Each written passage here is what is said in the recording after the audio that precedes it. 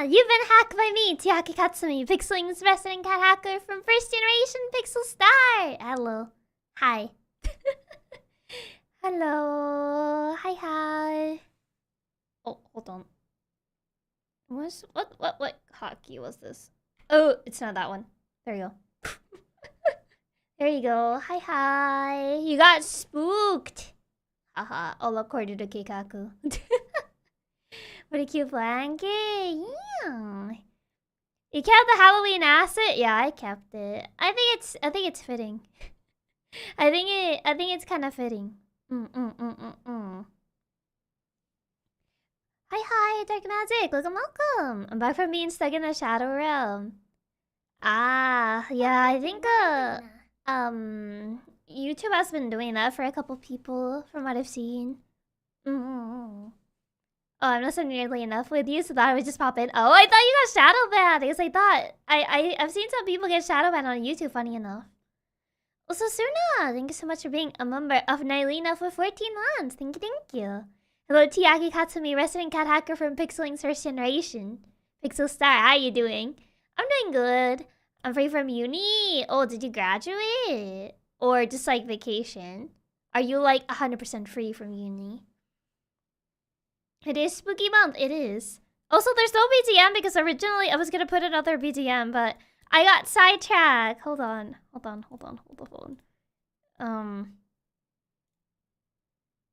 I think it should be this. Okay, there, you can hear it. There you go. Yeah, I got shadow banned too at one point. I don't know why YouTube does that. It's really weird. So you muted everything today? No, it's because I was gonna put like some other music since this is a Satsu. And I don't want to make you guys go crazy with the same song for like 3 hours. I don't wanna make you guys go insane with that same song for like, you know, as long as we Satsu for. So I was like, I'm gonna look for something else. I'm still a few years away from being completely free. Oh, so you're like your semester just ended. Also, Chicken, thank you so much for the tip. Thank you. Love this spooky theme BGM. I mean, it's kind of weird to have spooky theme BGM though. It's kind of odd considering we're not really talking about spooky things. So yeah. I feel like I've heard this BGM before somewhere. Probably, it's very likely because I just put like one of those like lo-fi playlists. But that also the BGM should be spooky. I feel like it wouldn't be fitting though. You're only free for about 3 weeks. I mean, it's better than it's better than nothing. It's better than nothing, even though 3 weeks for like the end of a semester is awfully short. I don't think there's anything here that would get us really spooked anyway. What do you mean? I'm very scary, I'll have you know. I am the face of all fears. Exactly. I'm very intimidating, so even if the music is not intimidating, I am. Oh yeah. Very scary! What do you mean lie? It's not a lie, it's truth. It's a fact. That's just how it is. Good evening, everyone. Hi, Pavel. Welcome. As a driver, I would put on the 1 hour, 3 hour, 10 hour reloop videos for driving. Really? 'Cause usually people have like long playlists of songs if they're gonna be on like a long trip. For me, I don't even remember when was the last time I kind of like listened to music on a trip. Cause I used to have Spotify, but I got locked out of the family Spotify. Cause the Katsumi family has like a you know like that family plan from Spotify. Like we have one of those, but I got locked out. I got locked out of the family Spotify, and I was like, I don't want to pay for Spotify. I was like, I don't want to pay for Spotify. And if you don't pay for Spotify, you get like 5 ads on a single song. It's a pain. How locked out? Can't contact support. So, initially my email that was attached to that account, apparently it didn't work. It wouldn't allow me to log back in.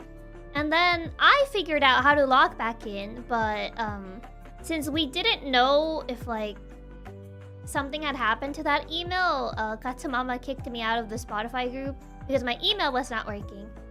And then it turns out that by the time that I fixed it, I couldn't rejoin for some reason. Because everyone needs to have like the same address for like a family plan. And I kept writing like the address correctly, but for some reason Spotify was like, nope, that's not correct. And I had to ask Katsumama like, hey, you need to tell me like word by word how you wrote the address. Because for some reason, I wrote it the way you told me and it's not letting me back in. And it just wouldn't let me back in, even though I wrote it exactly how she wrote it. So, yeah. I got permanently, like... I got kicked out of the Spotify family plan because of that. And I haven't had access to it. So, yeah. I kind of just, like, don't use Spotify anymore. Even though I still have, like, the Spotify ad on my phone. You have a CD collection, like your game disc collection? No, because I don't really have, like, anything that would be able to play it. So I don't really collect CDs. Even, like, before, I was never, like, a CD person. When it came to, like, music, I think I only ever had, like, one album. Ever. It was a Lady Gaga album. It was given to me on my birthday by a relative. Back when I used to be into Lady Gaga. I have no idea where that album is, but I think it probably got lost when I like moved. So I don't know where that album is. Probably lost forever. But yeah, that's like the only music album I've ever had, like a physical one. You can't just send you an invite link. That's how it works for Apple Music family plan thing. Yeah, but apparently even with an invite link, you still need to like confirm the address and whatnot. And that's where the issue comes in.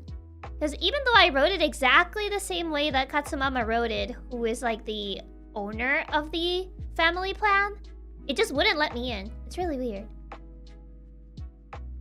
But, yeah, so because of that, I'm just like, you know what? Nah. I've CD'd some anime OCTs, but I used some software back then to turn into MP3 files. Yeah, I mean... I just used to have, like, music and iTunes, but never really, like, having physical CDs for music. Most music is on flash drives right now? I feel like most people just use Spotify or Apple Music. Yeah, for family plans, you need the same address. If you don't, like, write the exact same address... basically Spotify doesn't let you in on the family plan.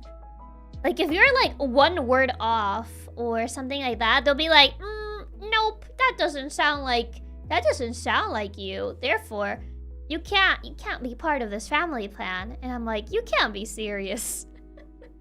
So yeah, ever since then I haven't really had Spotify.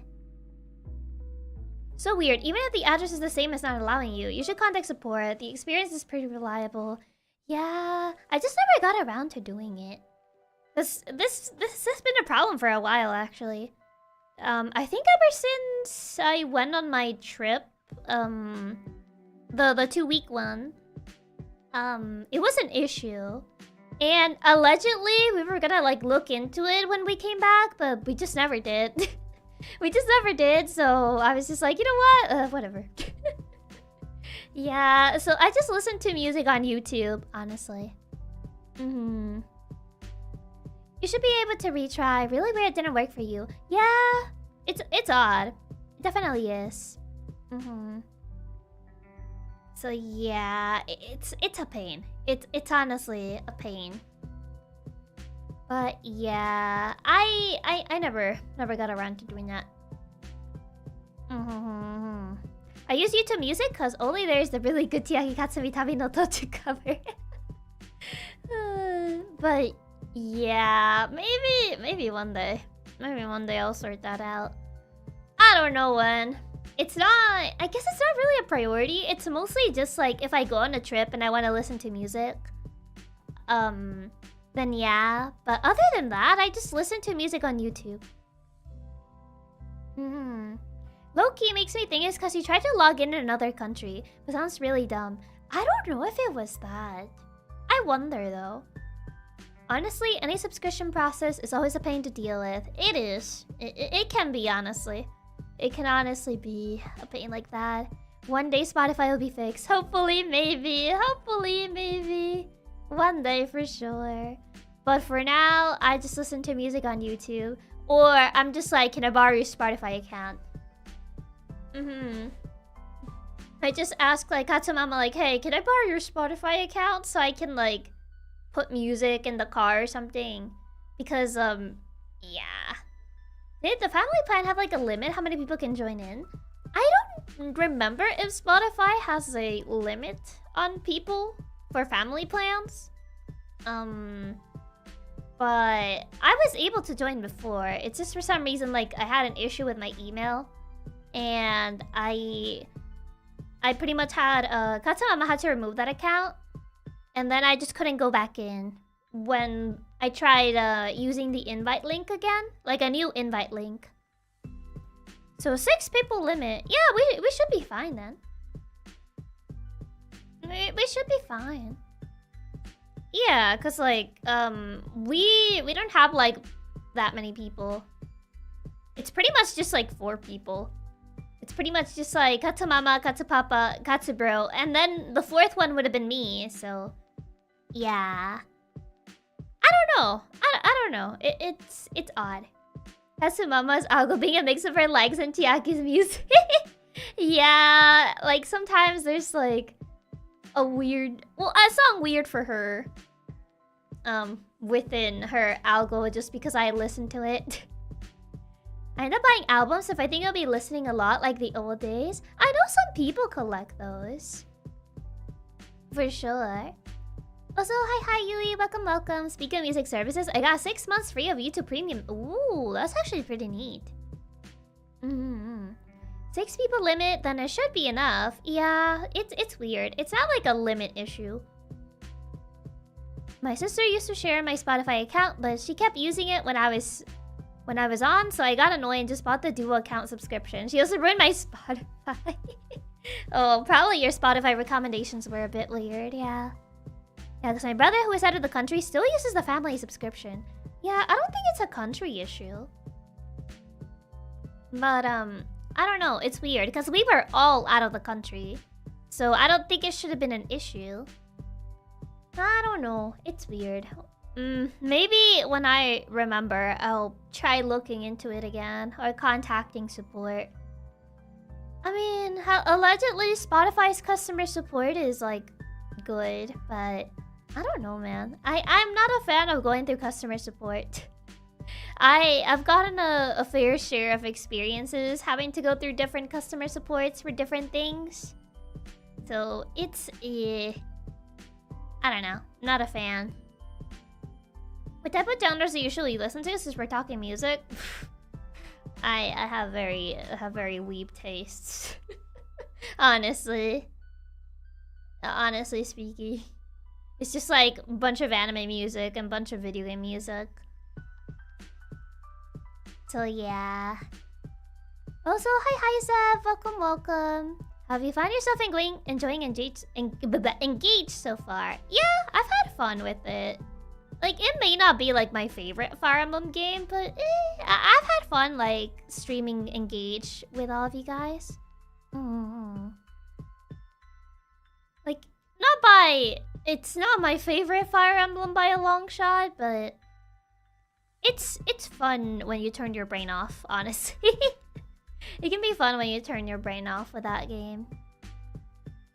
I don't use Spotify as a sub-service aren't my thing. That's fair. I mean, the only time I contacted them to unlink my Facebook account, it was really fast and all through email. I see. The more you know. Surprised I'm not. I mean, I never said it was surprising. What do you mean? I call those base taste. Oh, man. Real base taste? I'm not type to listen to rap, but then there's the Shikanoko. Oh, yeah, the Shikanoko song. Yeah. Chiaki finally said, engaging. Yeah. Is it cute acid? Yeah. It's a really cute blanket acid. The story of Engage is kind of whack. A real downstep from 3 houses, but the animations are pretty neat and looks nice at least. Yeah. Oh, that reminds me. Because I was talking to like Daya last night about Fire Emblem because she asked me about Engage, and she said she started with she's only played like from Awakening up, and she hasn't really like played Engage, and she asked me about it. She asked me about it, and I was like, okay, realistically speaking, if you want to go into Engage, just lower your expectations from Three Houses, because you're not gonna get the same type of storytelling. Starting by that, because a lot of people, I feel, went into Engage thinking we were gonna have the same storytelling that we got in Three Houses, which it didn't happen. It didn't happen. I think that was the first mistake. Yeah, expectations were high. They were high because it was supposed to be like an anniversary game. And like, I mean, it's okay. It's an okay game.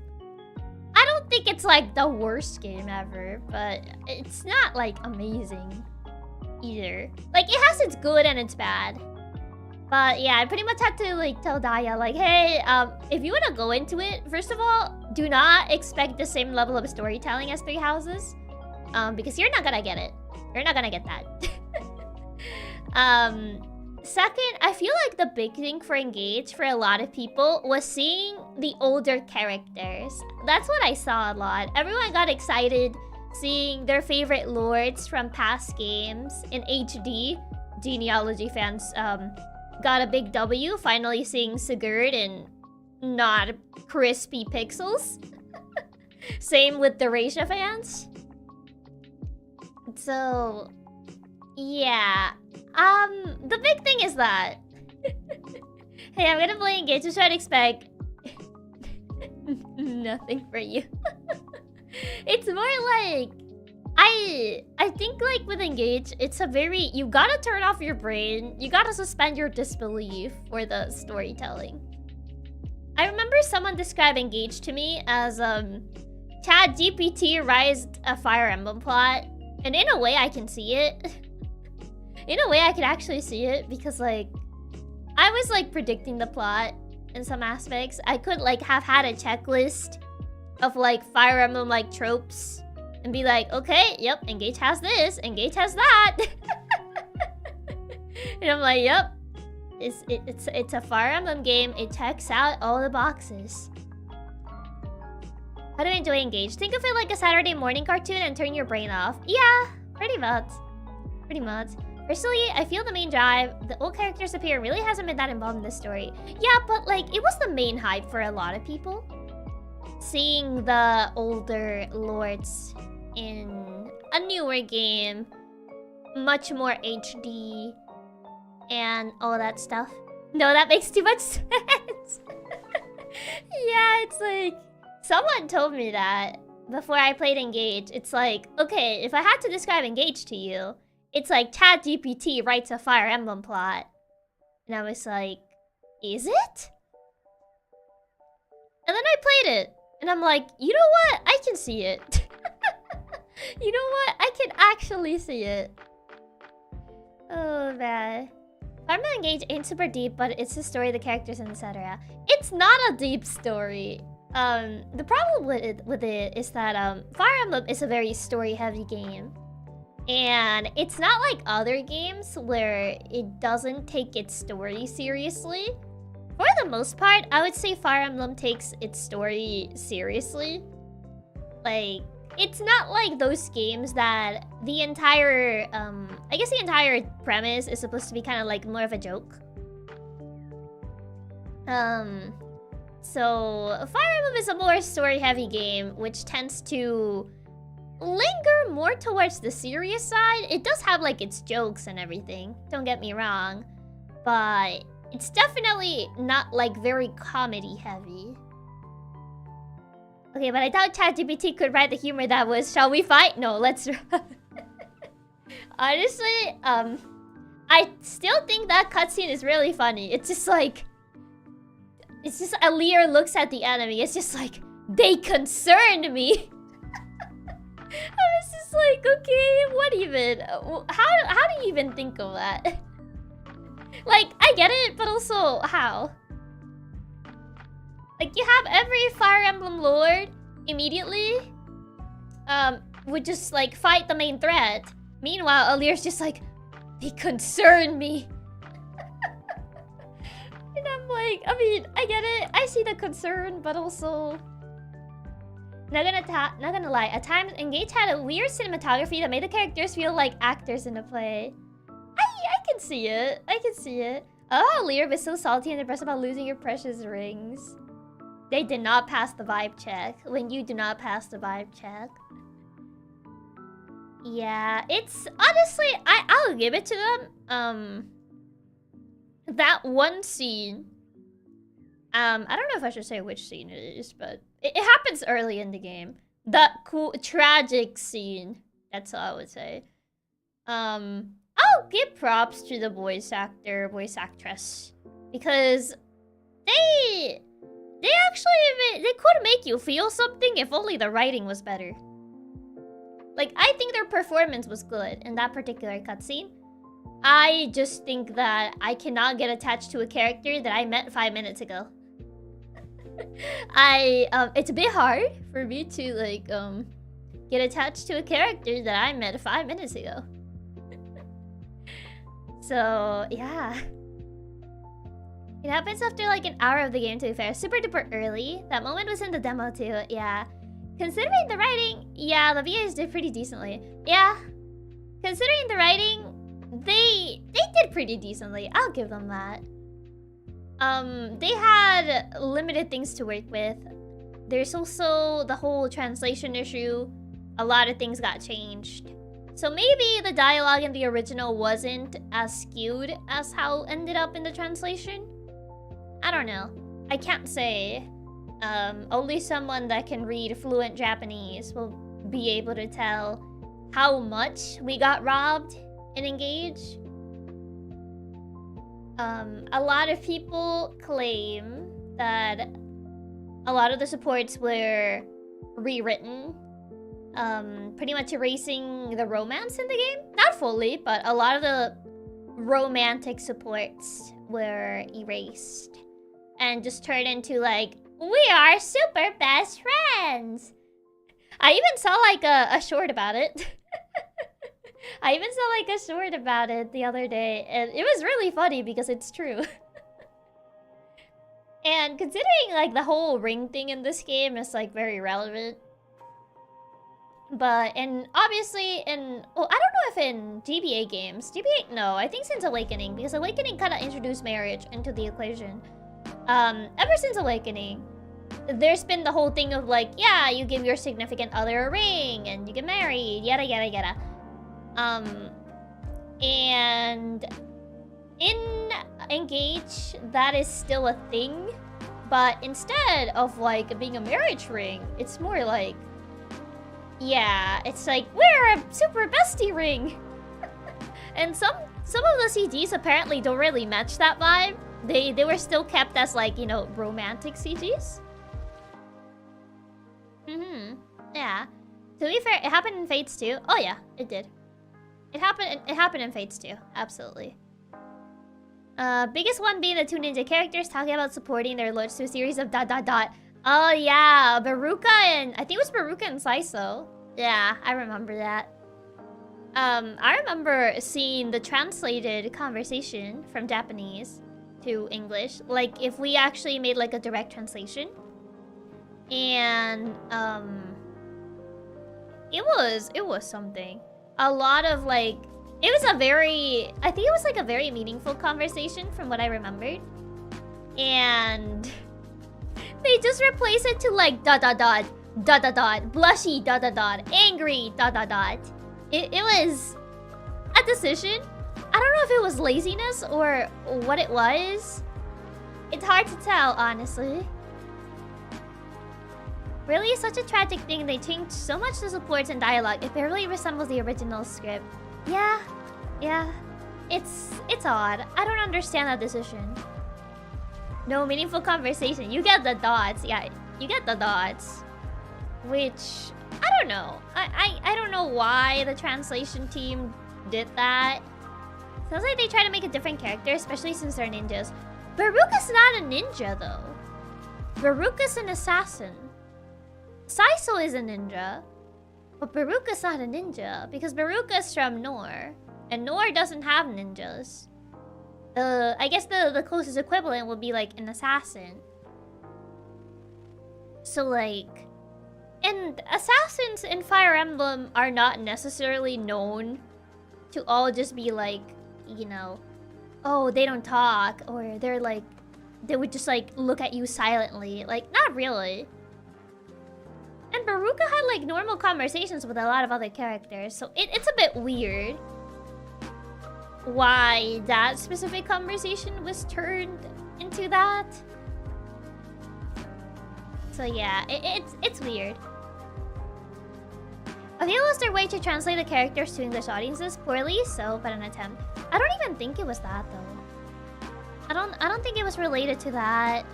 Because there's people that have translated the original Japanese conversation to English, and it's nothing alike to what we actually got. But yeah, I remember there being like an outrage about Fates, because a lot of things were removed. One of the things that I remember people complaining about was that whole I don't even know what to call it. That mechanic where you would use the stylus to kind of like interact with your units. I remember a lot of people complain about that. Yeah, that minigame. The ones where you get to like poke their face and whatever. Fun fact. You can find the audio files for those within the game. Within the game's code, you can find that. That's how much of a last minute thing it was that they removed that. The audio files for that mechanic are still within the game. Yeah. Not gonna lie, I don't know much about Fire Emblem, but I enjoy hearing your voice yapping about anything, and I learn lots of stuff. That's fair. No worries. Why the minigame to put in a TRPG? It was a choice. It was a choice for sure. Yeah, the petting stuff, yeah. A mechanic, and I think another one got completely removed. I remember that one being one that a lot of people mentioned got removed. Haven't played it yet, but from what you're saying, that kind of sounds like they're just trying to keep it kid-friendly. But that's annoying. It's weird, because Fire Emblem was never aimed towards children. It's always been like a T-rated game. I think maybe the GBA... No way. No way, actually. I don't think even the GBA ones were T. Were E. I think they were always T. So, yeah, I don't know. Because at least 3DS titles were always T. I'll have to check my copy of Shadow Dragon. I think it's also T, but I can't remember. One of the most common first mods to any game is restore content. Yeah, so the audio files are still there. You can find them. The minigames they have added to a few have been really weird, like the new Super Weird Ring minigame they included. Such odd choice. Oh yeah, the cleaning rings. It reminded me of like the Diamond and Pearl cleaning badges minigame. Fire Emblem has always been teen as far as I remember. Yeah, that's what I was thinking. Fire Emblem has always been rated for teens, from what I remember. So I don't know. I don't know. Wait, how hard old Fire Emblem games are? Doubt they're for kids. Yeah, I highly doubt it, but in general, like older games were just meant to be harder. The cleaning badges from Pokemon, but if they talked, pretty much. The cleaning badges from Pokemon, but if they actually had dialogue. It's kind of like that. It's, you know, sorta like that. And with the badge cleaning making music was nice. Yeah. It was that, for sure. But yeah, I think it's always been T-rated. Fire Emblem has always been T-rated. I did mention this last night when I was talking with Daya. We were talking about Fire Emblem. How there's always been the rumor about Genealogy remake and whatnot. I pretty much mentioned that if we ever get a genealogy remake, it's probably gonna have to be M-rated. That is if you don't want to remove any of the deaths in, you know, genealogy. I would say genealogy is one of the darker Fire Emblem games. So, I would feel we would get like an Ace Attorney issue of like, pretty much making a game in the series a different rating. Yeah, that's fair. I just remember Nintendo being super kid-focused during the 3DS Wii U era rather than what they're now. I mean, Nintendo has always aimed for family-friendly. It's not something particularly new. Nintendo is just publisher though. They don't develop the games. That's Intelligent Systems. Are the deaths that graphic?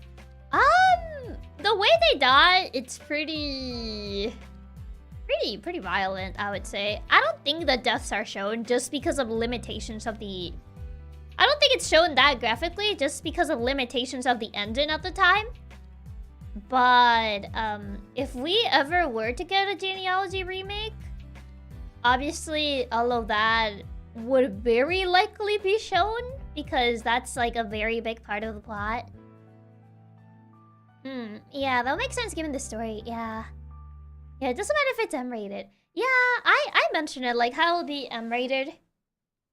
Pretty much like same issue that Ace Attorney got with Dual Destinies.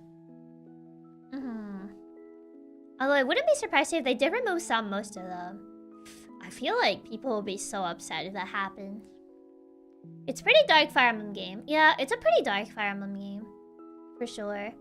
So Nomad got a T rating because the playtesters never played through the evil route. Wow, they're just like, yeah, we're not gonna play the evil route. This is fine.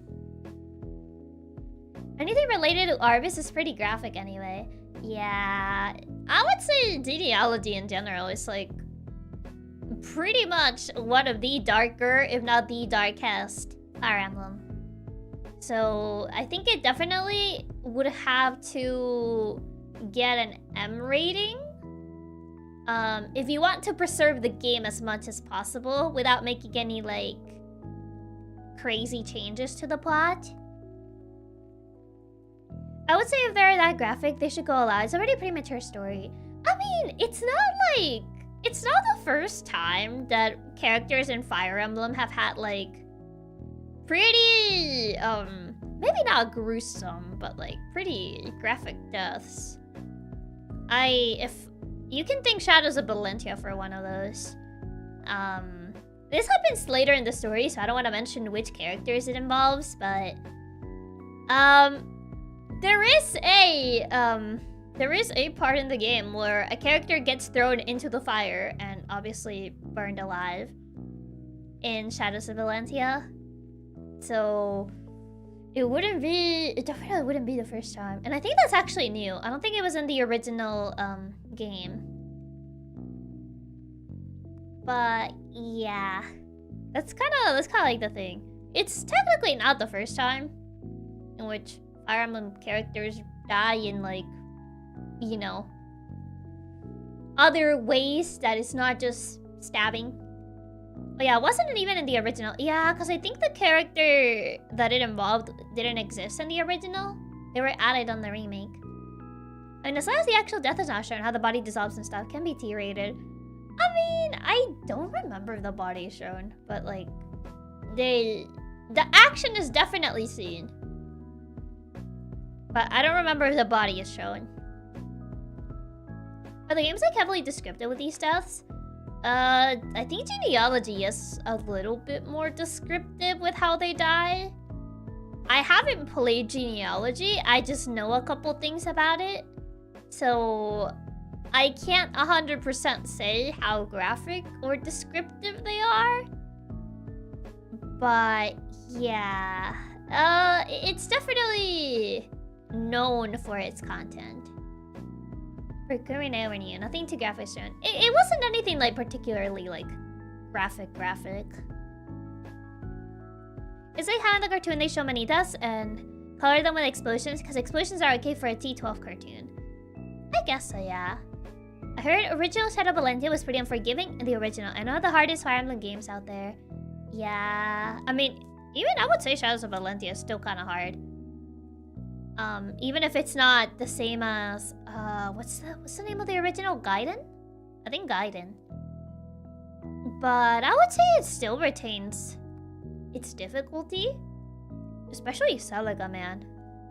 Especially having like Celica. If you play with Celica's team in comparison to Alm's team, it feels more unbalanced on Celica's team just because you have a bunch of mages and not a lot of like physical attackers.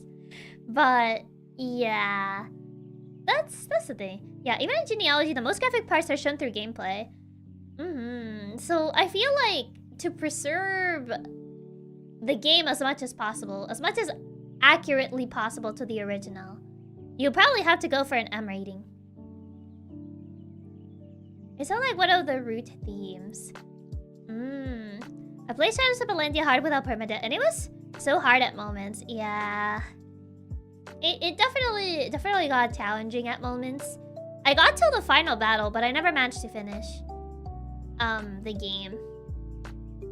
So at the root, I'm having flashbacks of those horrible desert and swamp maps.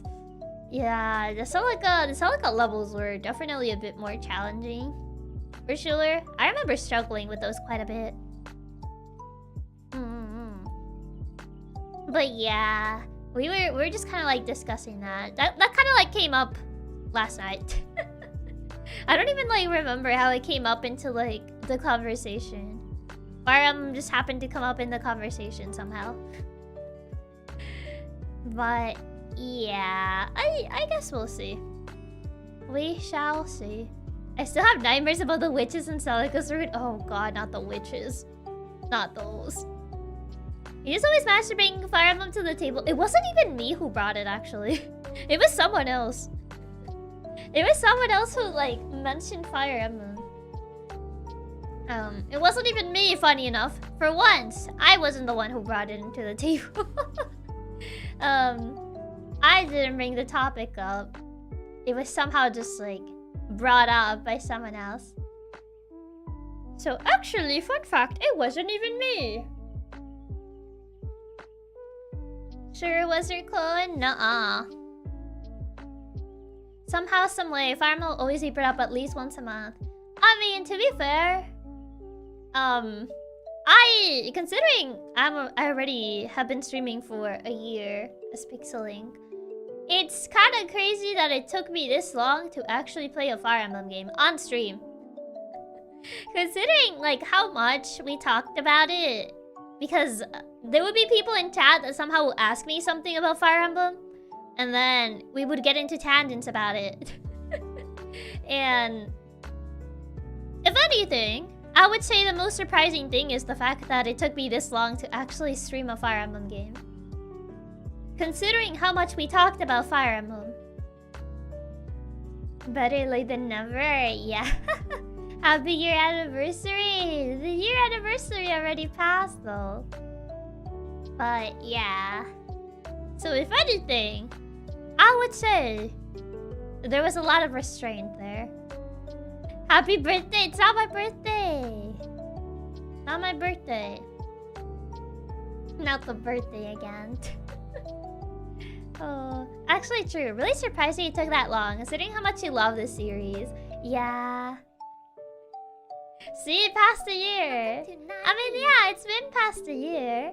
Also, Tyru, thank you so much for being a member of Nylina for 13 months. Thank you. Actually true. But your birthday's every day. No, it's not every day. It's until February. It's not February yet. It's, I think it's like 4 months away from now. So not yet, not yet. Soon.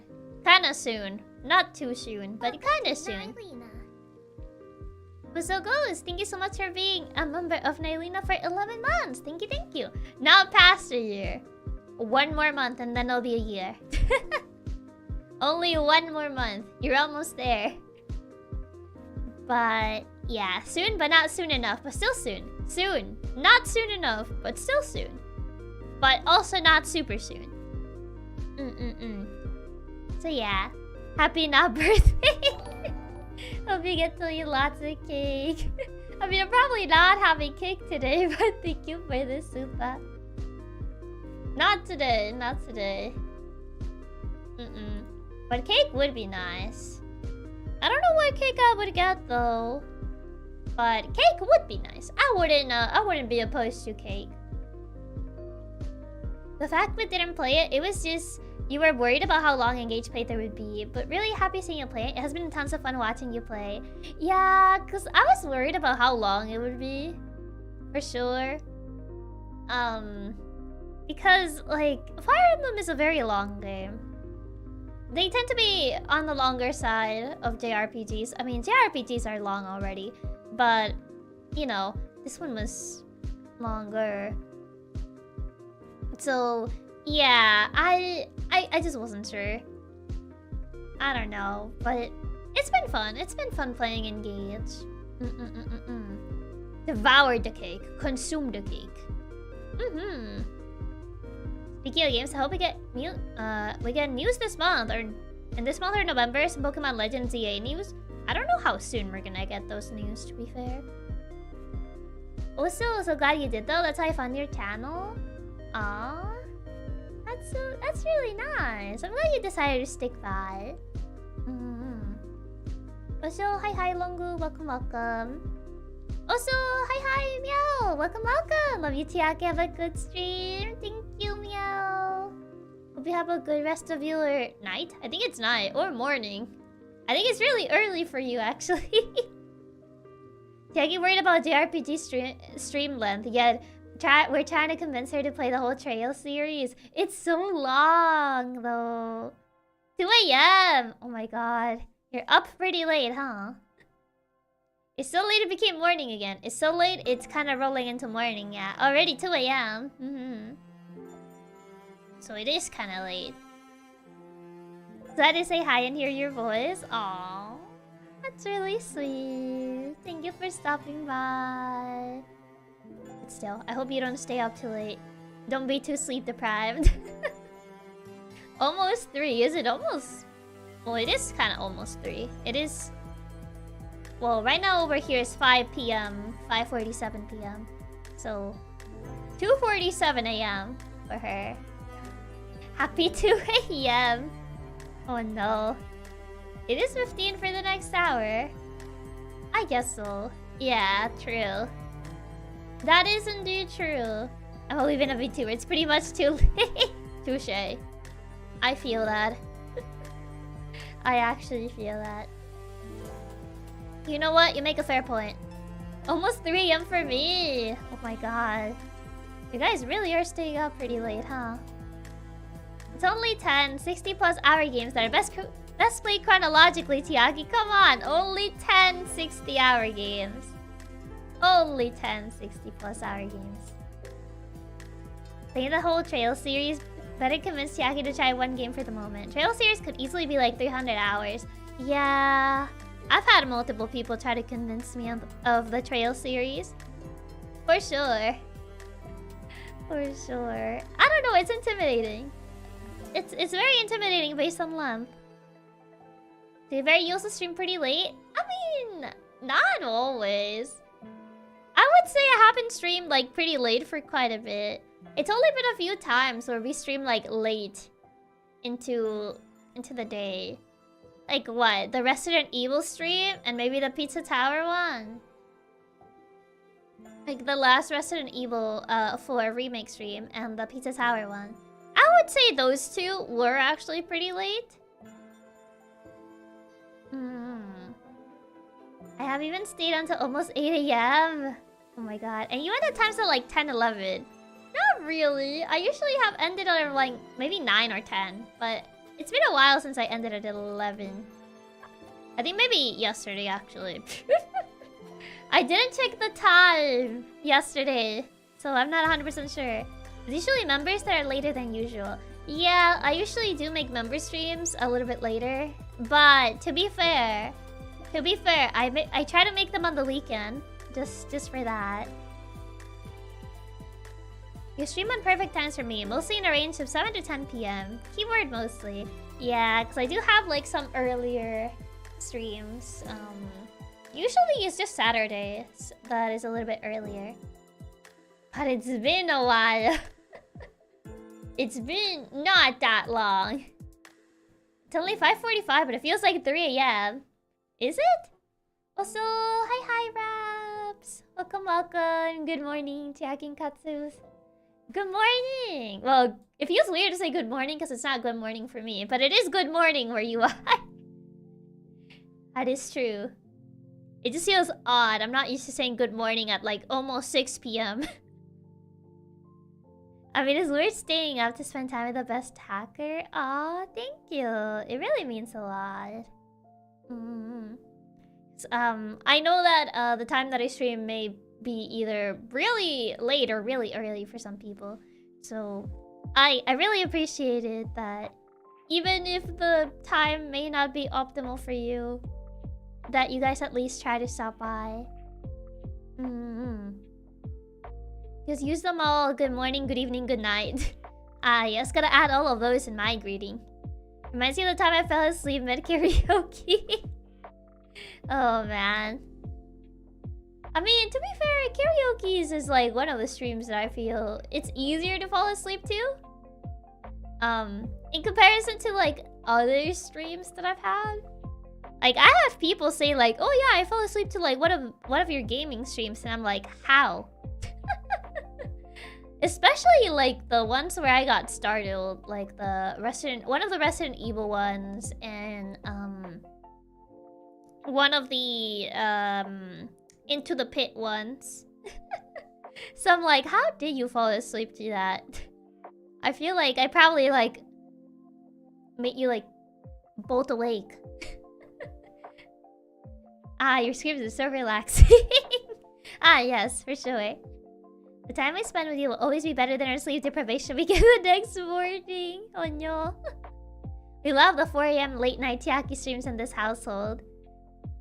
They have happened a few times for sure. Sometimes I got so confused if I should say good morning, good night, good afternoon, or good night. I guess it depends on like what time zone you're in. You can say either. It's not like you overreact that much. It's pretty chill in general. I would say so. I don't think I like scream that much in horror games. The ones that I played. I've gotten startled, but I'm not like screaming every 5 seconds. So yeah. I have on multiple occasions almost fallen asleep in gaming streams. That's pretty crazy. I want to get a good noon, not now, but at noon. Someone fell asleep during your FNAF stream? I'm pretty sure someone. Because I've gotten people telling me like, yeah, I fell asleep to like insert stream that wouldn't really be like super pleasant to fall asleep to. And I'm like, how? You stream during working hours, so that makes it harder to interact.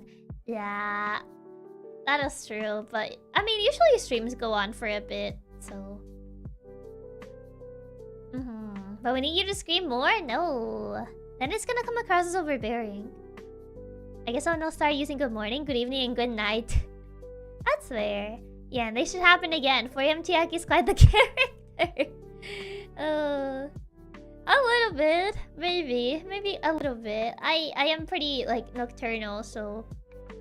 I guess the, I wouldn't call it, like, a filter, per se. It's just different. It's just, like, a little bit different when I stream later. And in case I don't see you, good afternoon, good evening, and good night. I can see how people can fall asleep. You have a very soothing voice. It's really pleasant. It's really pleasant to listen to you while watching. We get really relaxed while watching you. Aw, thank you. I don't know. I was always very self-conscious about my voice. In comparison to like people that have like more soothing voices. So I wasn't 100% sure about it. But yeah, I guess I could type and drive. No, don't do that. I would say concentrate on driving. I would say that's a little more important. We just have so much fun that our energy drains faster. That's fair. All of your blankets are for Halloween. We are on the spooky season, yes. Yesterday's stream ended around 6 a.m. for me, but it was fun to listen to while working. Oh my, that late, huh? It doesn't act like a filter. You're more of a menace, sleepy at night. I guess I'm a bit more of a menace, huh? Yeah, you do tend to stream for quite long hours, even with your reduced schedule. Don't think we haven't been noticing those 5-hour streams slipping back in. It only happened yesterday. Because we went for 2 endings in Death and Taxes. And even when I was trying to speedrun it, it ended up not being that much of a speedrun. So yeah, that's why it ended up a little bit longer than I was expecting. I like the way your voice sounds. Aw, thank you. Your voice is so lovely. Aw, that really means a lot. I remember almost falling asleep after a certain karaoke songs. Oh yeah, after then you evilly whispered, "Open your eyes." Oh yeah, I think it was when I sung A Whole New World. And there's a line like, don't you dare close your eyes," or something like that. That is true. You're like a refill of sugar with how sweet you are, which is funny because that's all I ate today was two little cookie packages. You need to have a proper meal though. And last week twice. No. No. I don't know what you're talking about. No. Me? Twice. 5-hour streams twice last week? Never. No. Only happened yesterday for now. No, really. Your voice is really beautiful and soothing. It's always a treat to hear you sing, for example. Aw, that's really sweet. I'm not, like, particularly confident on my singing voice, but I appreciate it. Also, hi, Velociter. Welcome. Every voice got a whole different vibe for what job would suit that well. Well, yeah, every voice sounds different, for sure. Last time I fell asleep during a stream was after it ended. I mean, at that point, did you really fall asleep during a stream if it already ended? I don't think that's how it, I don't think that's how it works. There you go. It was "Don't You Dare Close Your Eyes." Yeah. That's from the A Whole New World, yeah. I remember I have been super eepy when stream starts, but after the yapping, it immediately wakes me up. That's fair. Yeah, your voice is nice, it's high pitched, but the perfect pitch to not become annoying. Yeah, I think that was like one of the things that worried me. Because my voice tends to lean more on the high pitch. Then I guess other people's voices. But I know some people find that annoying. Like, "Ooh, where's your voice so high pitched?" And it's like, I don't know, maybe I was born like this. Like, maybe I was born like this. I don't know. It's just how it is, you know? I can't do anything about it. It's just how I sound like. What do you want me to do? I almost never fall asleep during streams. The exception was when I had COVID and nothing could keep me awake. Well, yeah, when you're sick, it's different. When you're sick, it's definitely different. For example, for me, I don't really tend to take naps.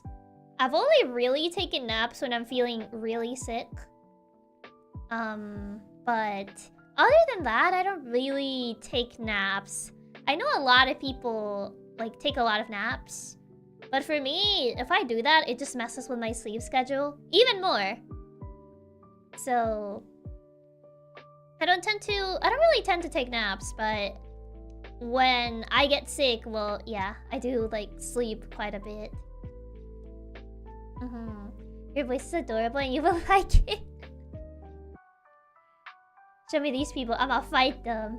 How dare you have a voice that doesn't please me? I mean, yeah, there's people that, in general, they don't tend to like voices that sound a little bit on the higher end. Also, you don't talk loudly, so you become really relaxing. In general, I have never really been a person that talks particularly loud. So I don't really tend to raise my volume that much. I just talk at normal volume. At the volume that I would usually speak, that's the volume that I talk in. I don't like raise my voice weirdly high. Like, you know. Like maybe if I get excited, well, yeah. But I feel like that just happens to everybody. If you get excited about something, your voice becomes louder. You know. That's just how it is. Your voice will be good for talking about feelings. Why feelings specifically? I don't know why feelings specifically. Yeah, same here. If I take naps, it completely ruins my sleep schedule. Yep, that's me. I feel that. Yeah, but sleep schedule, that's crazy. Imagine. Imagine. I take them every day after eating lunch. I wish I could do that, but I cannot. Yeah, that's why it makes it even more endearing when you accidentally do shout the pizza tower. Oh my god. Not that. Not the... Yeah, that one time I actually did. I actually was like really loud because that came from the soul, okay? That actually came from the soul. I felt that one. And I immediately became self-aware. Because I was like, oh my god, it's the middle of the night. It's the middle of the night. So I just looked around to make sure I didn't like wake anybody up. Let me at him. Point me at him, then let me at him. It's fine. It's different strokes for different folks, as they say. My whole sleep schedule consists of 4 2-hour naps, not the whole 8 hours. I've heard that apparently it's better to apparently like sleep several times, but for like shorter durations than if you just get like your 8 hours sleep in one go. That's what some people say. I'm not sure how true that is, but yeah, I have definitely heard that before. That apparently gets better? Question mark. Those people are missing out. We have heard you when you have sung those higher pitched songs, and it's been adorable. Oh man. I'll never forget that pizza tower shout for as long as I live. Oh yeah. It definitely, you know, it came from the soul. I didn't even like expect to like scream like that. I even caught myself by surprise. I was like, oh my. Yeah, that's why your screams are more cherished. You never raise your voice. Not really, no. I don't really tend to raise my voice. I watched that portion of the Pizza Tower scream. Yeah, because even Raps actually clipped it. I remember seeing the clip. I only heard about a long rest, and then after a short activity, they go into a shorter sleep. I've heard the whole, like, oh yeah, it's better to take, like, a couple naps of, like, you know, short of, like, a couple hours. And then, it's better to, like, then, you know, long sleep. It's better to just take, like, multiple short naps. Allegedly. Not sure how true it is. I saw you saw the pigs. You didn't peek though, right? I didn't. I got tempted, but I didn't. I didn't look at the I didn't look at the one you censored, but I got real tempted. I had to hold myself back. But I was tempted to see. You better not. Oh man. It was very tempting to look at it, but I didn't check it. It took a lot of willpower, I'll have you know. A lot of willpower. I take naps when I can if I'm sleepy enough. I almost took a nap after work today. I mean, naps help. For some people, they do help. There was a time, I think it was in high school actually, when I tried to get myself to take naps. Because people told me like, oh, if you're tired after school, you would feel so much better if you took a nap. And I would force myself to like fall asleep. I would force myself to fall asleep for like 20 minutes because apparently you're supposed to take naps for like 20 minutes. Even though that's how long it takes me to fall asleep. So, I don't think it helped that much. But allegedly, you know, Allegedly people said it helped, but I don't think it worked that much. Everyone else can look at it and tease you and tell you how cool it is, just no spoilers. That's not fair. It's not fair. I mean, if you have to force yourself, doesn't sound like you need to take it. I guess so, but like, here's the thing, right? Have you ever like felt tired to the point like your body feels tired but you can't fall asleep? Like, I don't know if you guys ever had that before, but I used to have that back in high school. So people told me like, oh, you should take naps because you'll feel better. You'll feel like more energized. And I tried, but I just couldn't fall asleep. So, I must take naps, otherwise I wouldn't be able to function and stay up late. That's fair, yeah. 20 minutes? I need a full hour to fall asleep. For me, it varies. 20 minutes can be longer, can be shorter. It's really cool. You have to see it, bro. They're teasing me. It only takes you 20. For me, it takes me at least 40 to fall asleep. Man, that long, huh? There's no way I'm napping for only 20 minutes. If I close my eyes, there's no alarm in this world that can wake me for the next 3 hours. Man, for me, I try to keep it to 20 minutes, but sometimes I would hardly even get any rest because, like, it would take me, like, that long to fall asleep. Yes, absolutely hate when that happens. Yeah. Never, but that's normally how people describe insomnia. I mean, for me, insomnia isn't necessarily like that. It's more like it's really late during the night, and I'm just sitting there fully energized, and I'm like, well, I can't sleep. Usually, if I feel tired, I'm actually able to fall asleep. But before, back in high school, I would get that a lot. Like, I would be physically tired, but I wouldn't be able to fall asleep. Nowadays, I just have to tire myself out to actually be able to sleep. But yeah, I usually tend to have too much energy. Oh yeah, mine's just racing. Yeah, the mind just starts racing. I get that once to twice a month. I almost feel like that every day. I have a lot of trouble to fall asleep. Sometimes I'm laying in bed even 3 hours before I fall asleep.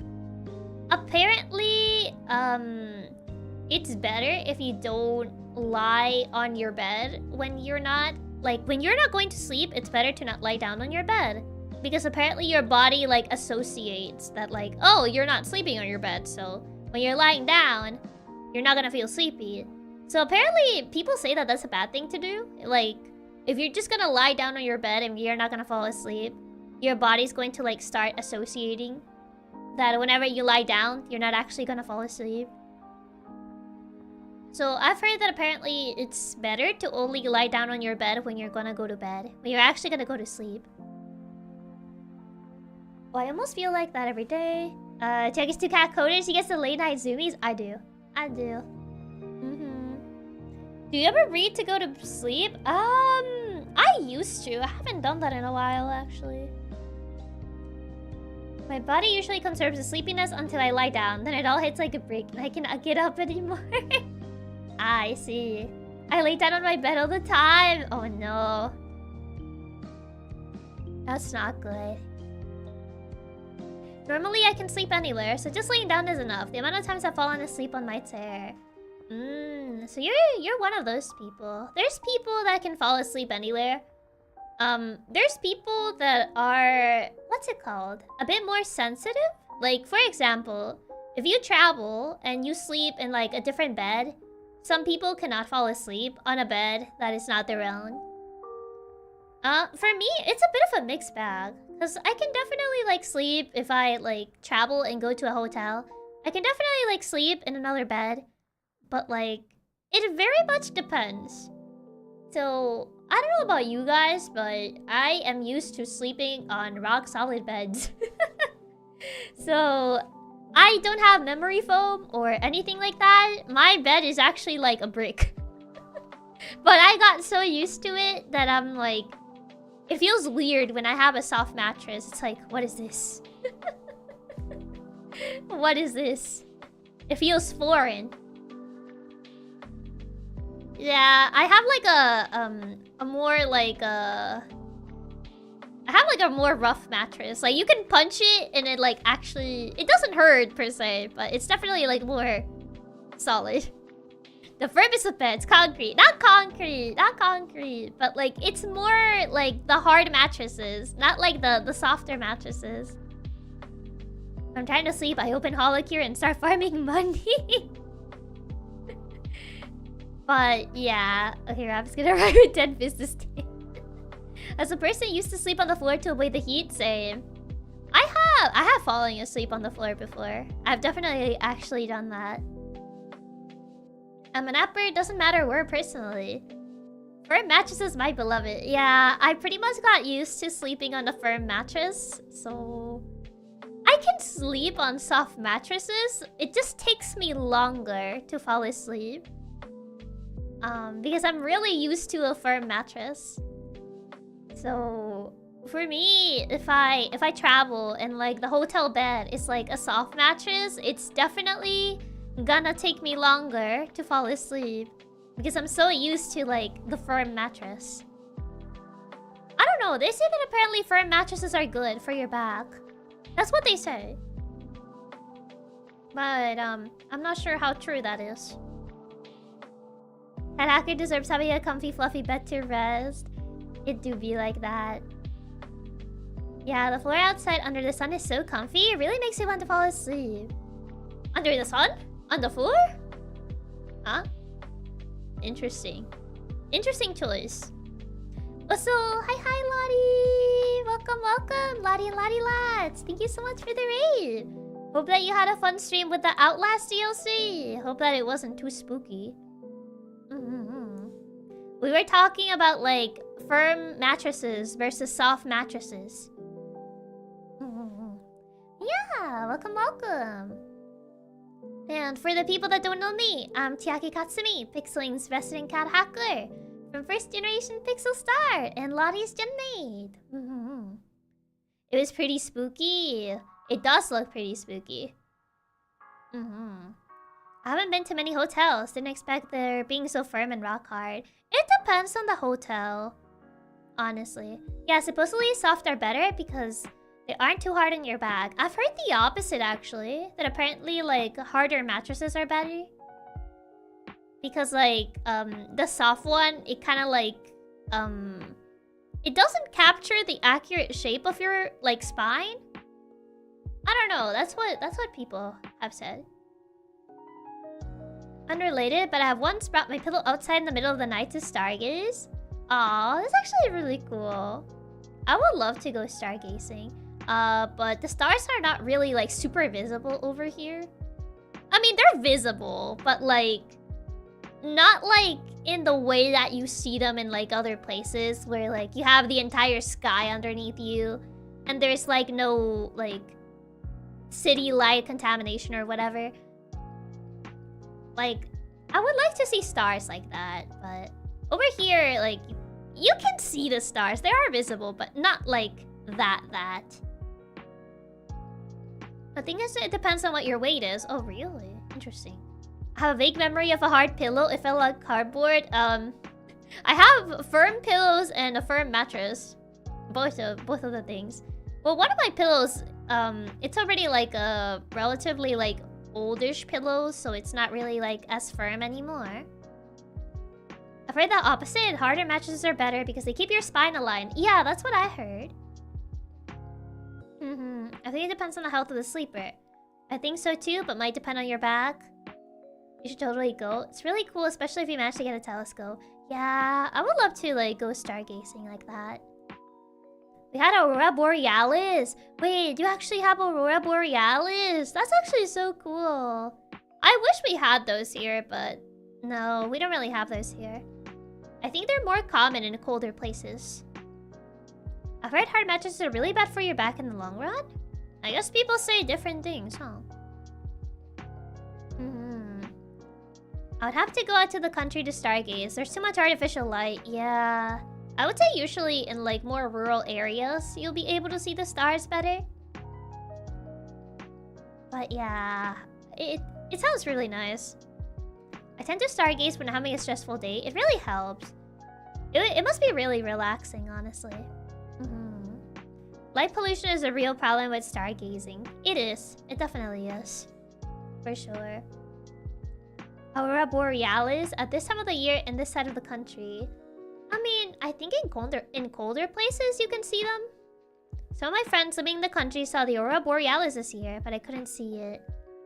It depends how you sleep, if you sleep on your back or on your side. Combination of both. I tend to sleep on my right side, but since I move around a lot, sometimes I sleep on my back. There are times that I have slept on my stomach too. I think I mentioned one time that I pretty much fell asleep on my back and I woke up lying down on my stomach and I was like, what happened? How did we get here? Yeah, on the stomach is the worst, is it? I don't know.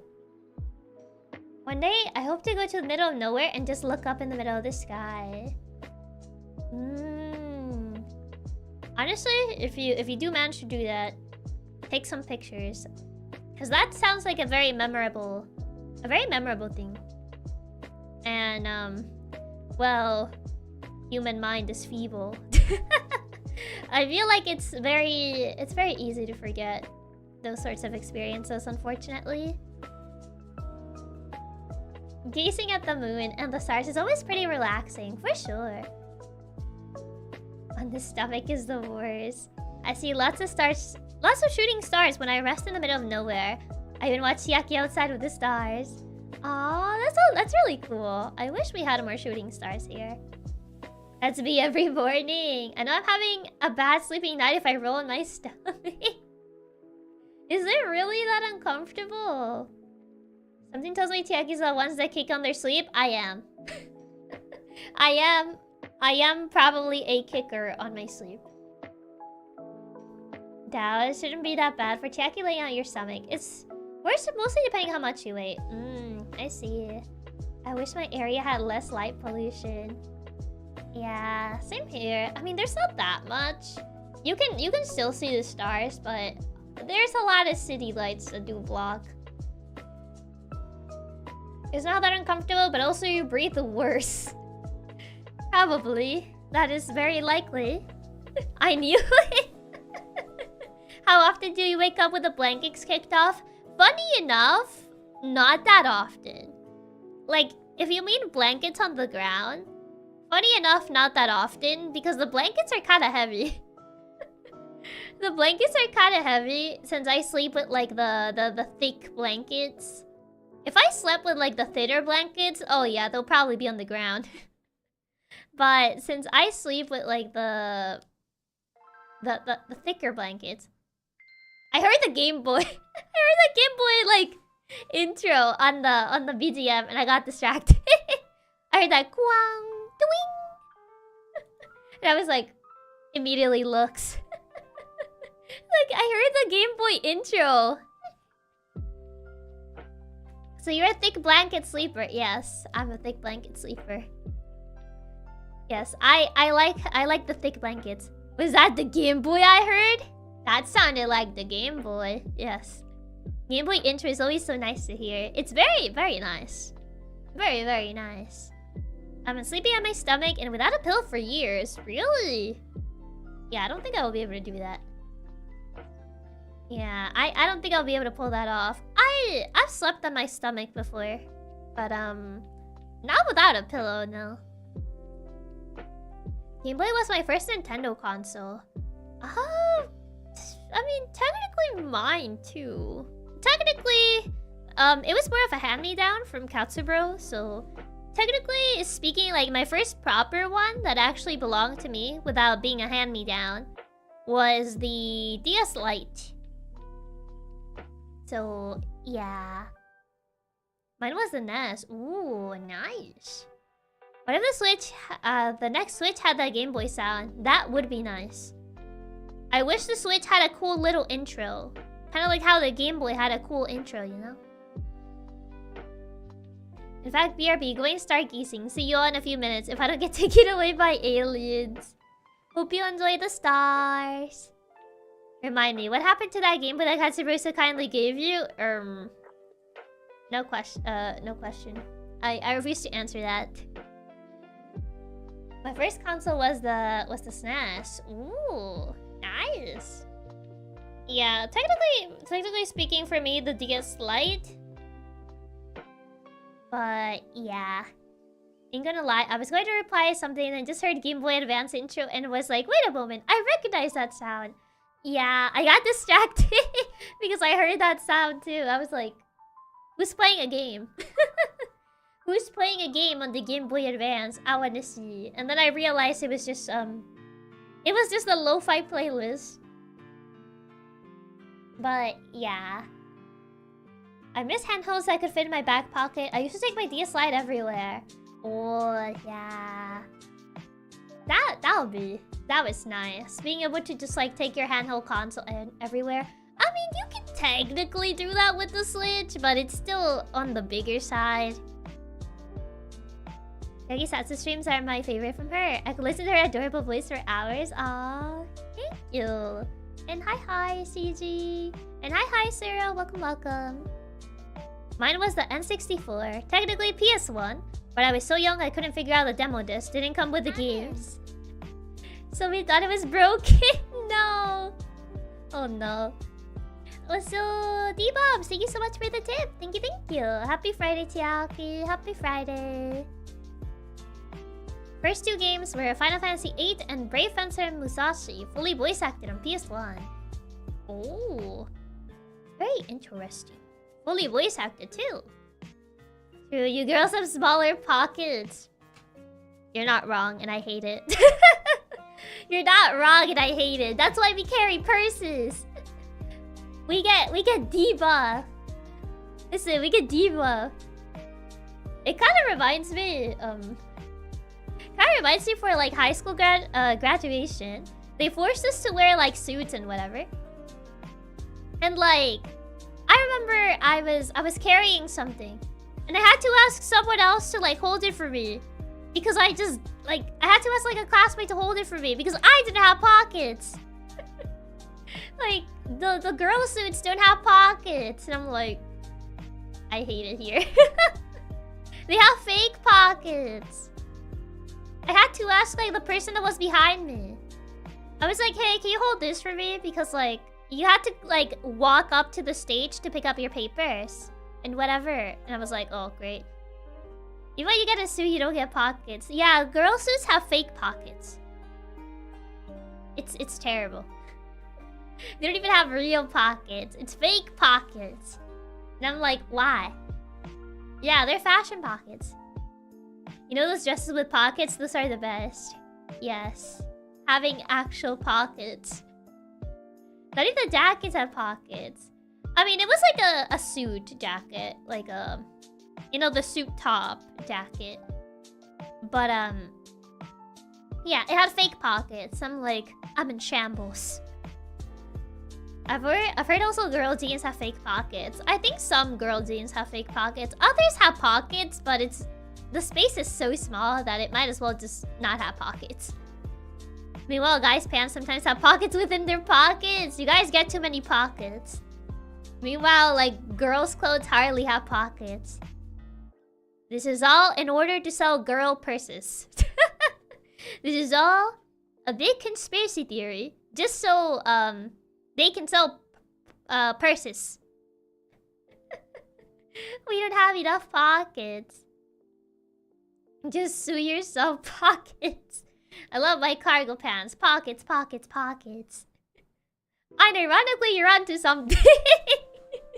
True. This is all a big conspiracy in order to sell more purses. That's why girls' clothes don't have pockets. And if they do, it's very, like, limited space. In comparison to, like, clothes for guys that actually have functional pockets. Honestly, I would not be surprised if that was the case. What do you mean you don't have 6 pockets in your pants? 1 in the shirt and at least 5 in the suit. Man, it's so unfair. It's so unfair. Like, actually, historically, women never had pockets. Thus, the purses were invented. See? It's all a conspiracy. It's all a conspiracy theory. It's the same with candy and dentists. Girls got purses while guys got pockets. Yeah, but, like, the pockets already come with the clothes. Like, the purses, you have to buy them separately. They're not included with the outfit, you know? So... it's not the same. Big purse trying to sell more purses. Exactly. It's all a conspiracy theory. I'm calling it out. Oh my god. That's crazy. That is crazy, but I'm pretty sure it's true. Sometimes I have so many pockets that I forget where I put my keys. Oh my god. Is it that many pockets? But purses are much bigger. You can fit more inside. Also, purses are a huge downgrade of backpacks. A superior thing. I mean, yeah, but like the thing with backpacks is like... in some places, people see that you carry a backpack and they're gonna get suspicious of you. So... I would say purses tend to be a bit more subtle than a backpack. No, Chiaki, trust me. We have to pay per pocket. Source, I just made it up. Next thing you told me, purses were designed so big that any thief trying to steal on would be noticed easier on the street. I mean, it would be funny if that was true. I wonder if there are companies that sell women's clothing with real big pockets. I wonder. I truly wonder. I'm mostly used only by jacket pockets. Also, hi Craig. Welcome. I prefer a satchel as it isn't super large, but will carry enough. True. That is true. Purses can be used as a makeshift weapon though, which is an advantage over pockets. I mean, they can also get snatched far more easily though than pockets. Like, for example, if you have like your wallet in a purse versus having your wallet in your pocket, it's easier to snatch the purse than to actually like go up to you and like, you know, taking the wallet from your like pocket, you know? It's easier for you to notice if someone like actually gets that close to you to like snatch something from your pockets.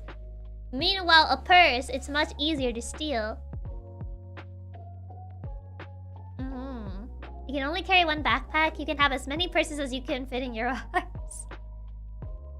And yeah, once I lost my house keys until I found them a week later on a jacket I rarely use. Oh my. That bad, huh? I wonder why that only happens with backpacks. Who knows? Some girls need stuff like makeup and other female items, so a purse is a better option.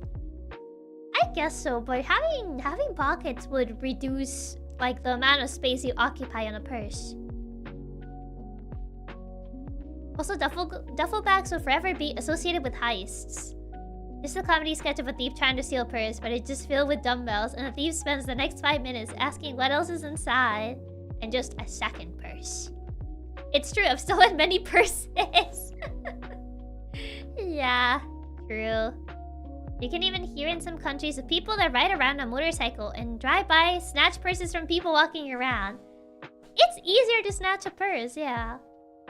Purses are easier to yoink than when rummaging would be for pockets. Exactly. Every time I miss something, I immediately check the pockets of my jackets and jeans. I mean, that would be like the first place you would search, yeah. Imagine bringing a whole makeup pack in a pocket.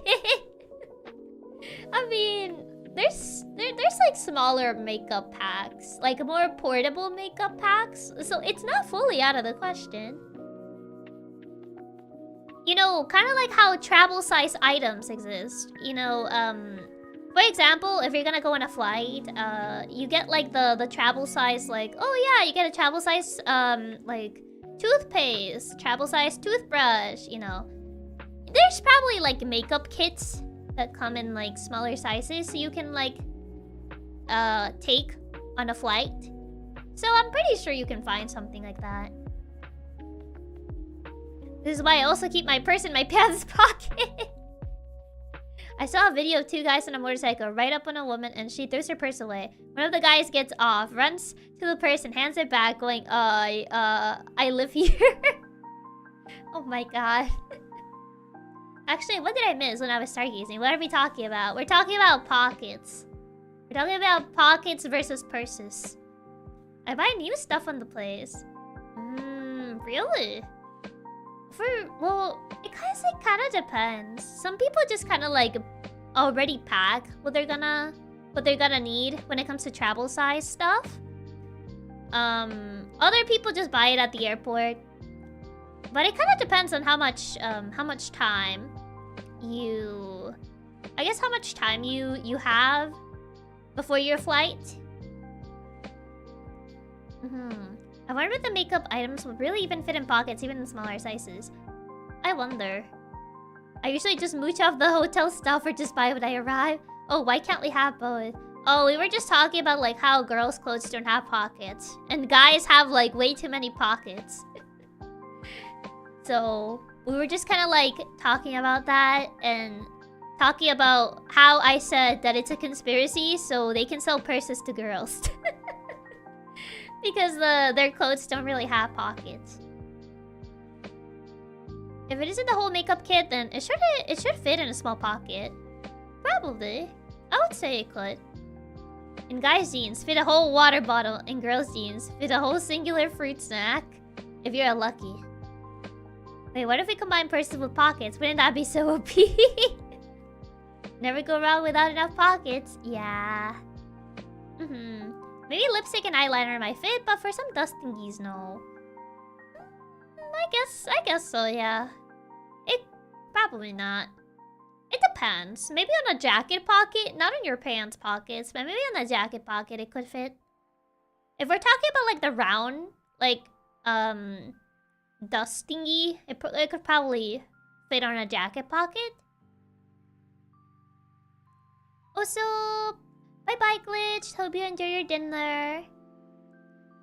If you mix purse and pockets, you get a fancy pack. True. You get the OP pack, because you can store so many items. That would be nice. That would be nice. But yeah, I'm not 100% sure if that's the reason, but it would be fun if my silly conspiracy was actually right. All I know is that every time I am at a store, I try to put my hand in the pockets of the pants my parents want to buy me. If I can't, they already know I don't want it. You test the pocket size. The fanny pack means something different in the land and under. Fanny pack? Fancy pack? Honestly, I think you're seriously onto something. Not precisely a conspiracy, but yeah, because of common ideas of women fashion. I guess so. It could be because of that. Just wondering, but when did you start using that blanket acid? Today. Pretty much today. It could be the reason as there are some really expensive brands of purses. I mean, there's a lot of expensive brands of a bunch of things though. Not just purses. So, not necessarily. Blanket acid is comfy. It is. Very comfy. It fits the occasion, I would say. Definitely very fitting. We really get into like the most random topics. We really do. I don't even know how we started talking about pockets and purses. Like how women fancy fashion changes so often, but men fancy fashion has been pursued for almost 100 years. You know what? You might be onto something. You may actually be onto something. Yeah, because if you think of like men fancy fashion, it's usually just a suit. Like for women, it kind of varies. Because there's like the fancy long dress, there's the fancy short dress. Then there's like other fancy like stuff for women. But guys, it's just like the suit. just wear a suit, that's it. But yeah. We always go on the most random tangents, that is true. That's what we like from these satsus. That's the purpose of the Chiaki satsu. Oh, how shiny Chiaki blanket looks. This really fits you the color and there's really cute bat wings. It's a really cute blanket. We got here because of handhelds like the Game Boy. And then we went to pockets and then fancy clothes. Time to bring back the cloak. Bring back the cloaks. Cloaks are nice. I think cloaks are neat. Make them in fashion. Cloaks for everybody. True. Manly fashion is so boring. Yeah, such a huge downgrade from cloaks. Suit, tie. Good enough. Yeah, it's pretty much a suit and tie. Cloak is like asking people think of the Roman Empire. The answer is always yes. Not necessarily. Not necessarily. Spanish collab with Vizu? I don't know. I never really asked Vizu about it. I don't know how comfortable she is in speaking Spanish on stream.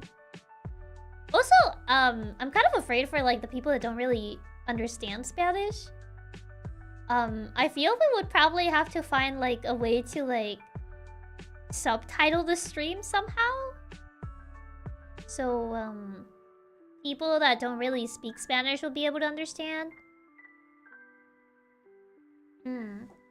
Yeah, the Switch is a pocket game, except for girls whose pockets are too small. Man. Yeah. Cloaks are back in, bros. Yes, I want a cloak. I think cloaks are neat. If I remember correctly, there's a brand of clothing made from a girl who made big pockets. I don't think I know which one it is. I think we reached the purchase conversation due to the fitting the new bigger handheld into pockets. Yeah, true. Didn't even know Wizu spoke Spanish. Yeah, Wizu speaks Spanish. Just do the stream twice. Once in Spanish and once in English. Oh my god. There are serviceable live translators. Many Japanese VTubers use them. I don't know if they would like very... I don't know how reliable they are with like other languages though. Cloaks are so cool. They are. I just think cloaks are nice. There's a way to do that, probably. I just haven't looked into it. I'll have to like see. It's not Japanese only. Some idol girls use them in 3 languages. I think Armanos has used the Spanish one before. I'll have to check. The thing that I see with those, I guess with those translators is, I don't know how good they are at, for example, detecting slang. Because at least for me, I do tend to use a good amount of slang in Spanish. I would pretty much have to be very aware to like not use it. Not to try to not use it. So, I don't know. Well, considering Japanese was managed, I think Spanish should not be too difficult. Yeah, it would just have to be very universal Spanish. Would be really fun though to see you do a Spanish stream. It would be one of the rare occasions to hear you speak it and me using my Spanish in public. I guess so, yeah. But yeah, if you get too comfortable and start saying a lot of slang, it might be a hard time. Yeah, that's kind of like, that's the one thing I get worried about.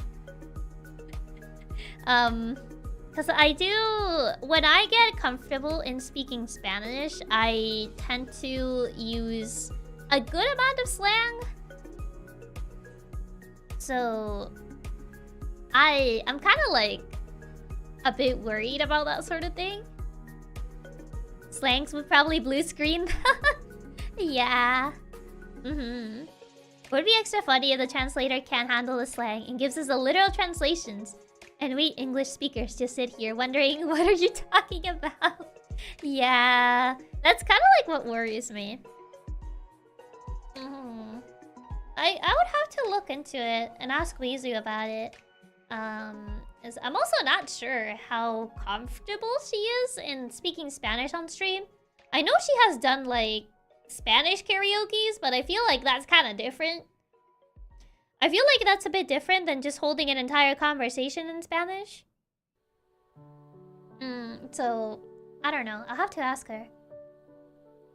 I mean, some people here would be willing to help translate, but yeah, it'll be a fun time, man. Yeah, I'll have to ask her. And honestly, see what would we even do, honestly? Honestly. We used to use a live translator during her Spanish collab with IU. I see. Singing and speaking are 2 different things. Yeah, they are. For sure. I think Ame played a game with someone else in a different language and her in Spanish. I mean, if we used to use a translator, maybe she knows. She knows how to sort that out. Maybe a game or an art collab? Oh. Have to see, honestly.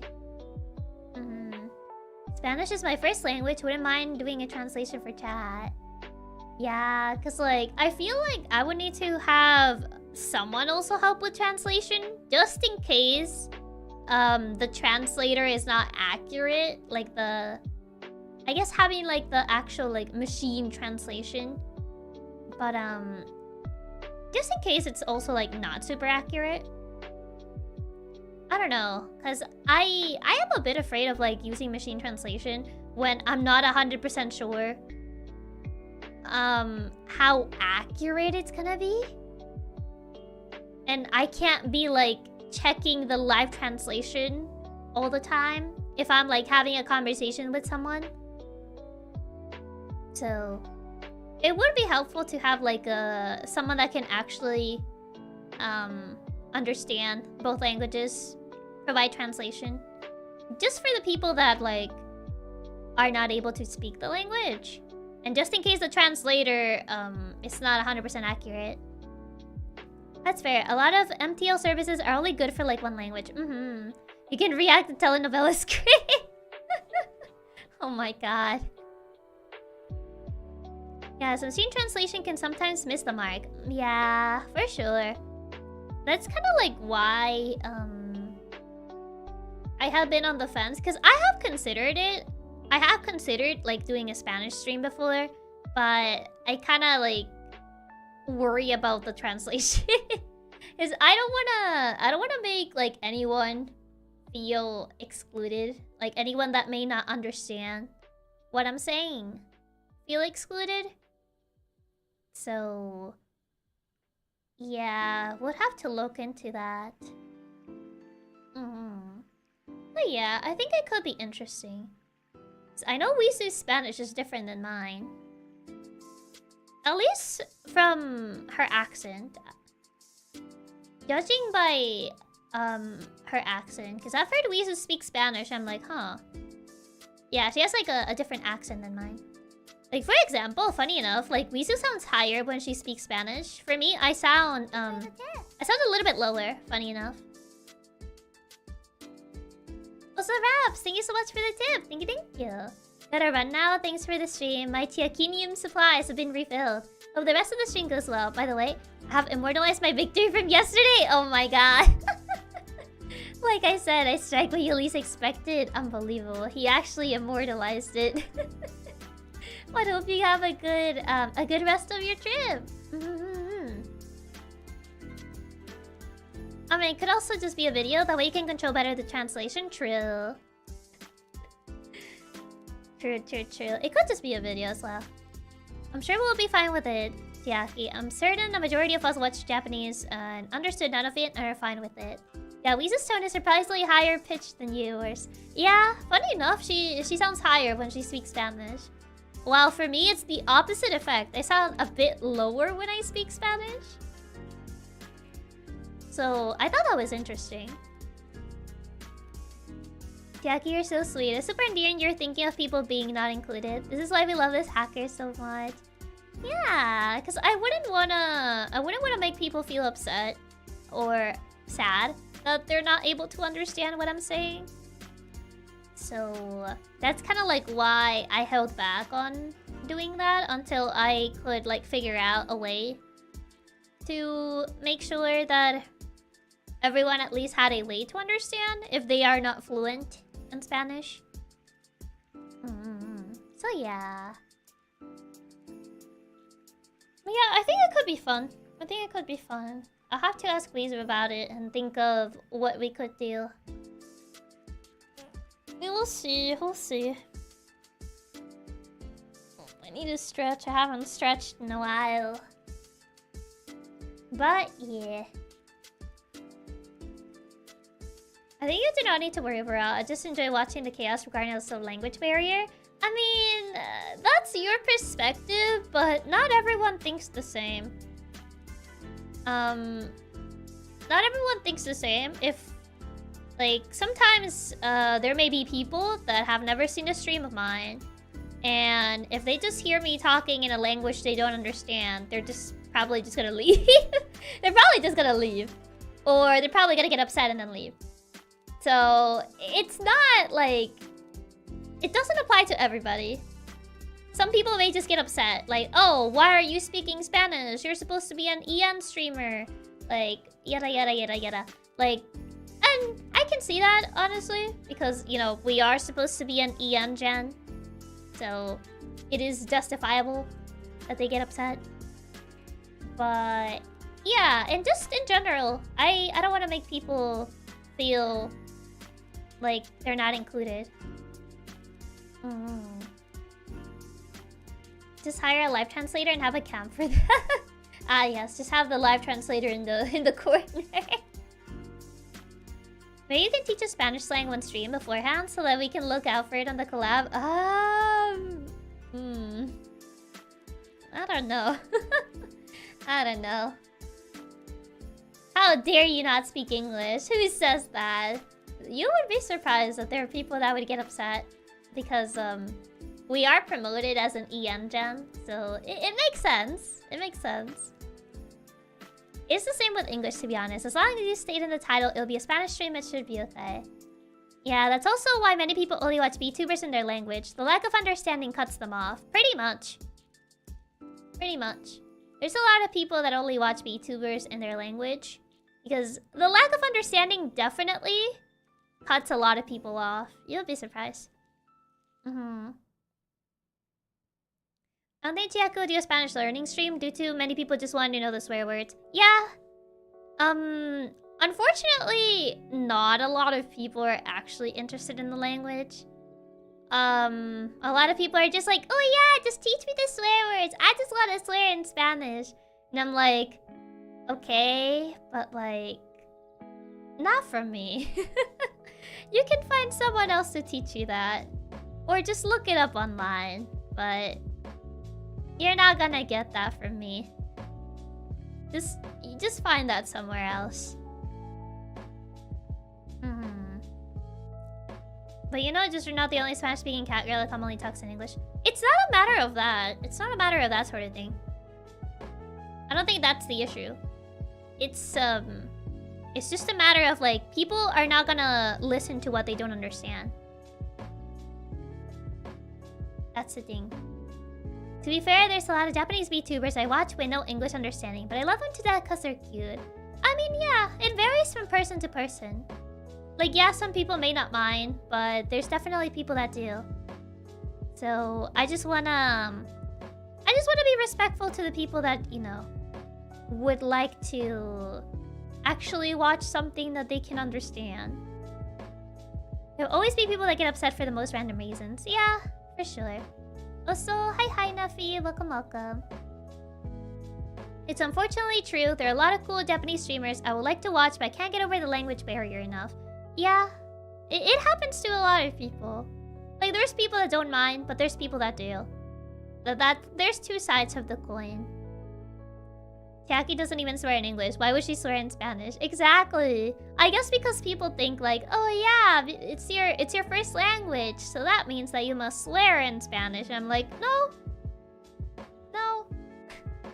Not really. I don't really do that. People asking for only teaching the swearing man. I really feel that. Yeah. Yeah. It happens more often than not, which is kind of like why I'm against doing like oh, like teach me Spanish. And I'm like, if I try to, I know a lot of people are not actually interested in the language itself, but just interested in like, oh yeah, how can I call my friend insert bad word here in a language they won't understand. Yeah. Like, just look it up, bro. Just Google it. At that point, just Google it. Like, you don't need to ask me for that.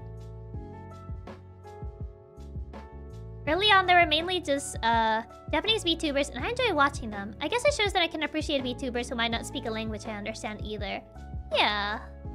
Like, yeah, there's people that can appreciate it, so it's not necessarily like, oh yeah, everyone will hate it or whatever. Like, no. There's the two sides of the coin. People that'll enjoy it despite not understanding. And then people that will just like tune out because they can't understand what the person is saying. I mean, as long as we manage to keep the class on topic, shouldn't be as bad. Unfortunately, having an open stream like that is gonna attract a lot of people like that. And yeah, I don't really wanna deal with people like that aren't even interested in the language itself. They're only interested in how can they curse at someone in a language they don't understand. Tagging out swearing is only a plus to me. Not everyone are into that. Yeah, I mean, it's a common thing. Like, a lot of people swear. Personally, I don't mind if people swear. I've had people that are like, oh, since you don't swear, is it like weird that I swear? And I'm like, no, just live your life the way you live your life, you know? Just because I don't do something doesn't mean you have to like restrict yourself to not do it. Like, if you're used to swearing, all power to you. I just personally don't do it myself. One day we'll get a Chiaki curse and she'll apologize profusely for losing game. Cool. I mean, I don't really swear, so I don't do it outside the stream, I don't do it on stream, so it's kind of like,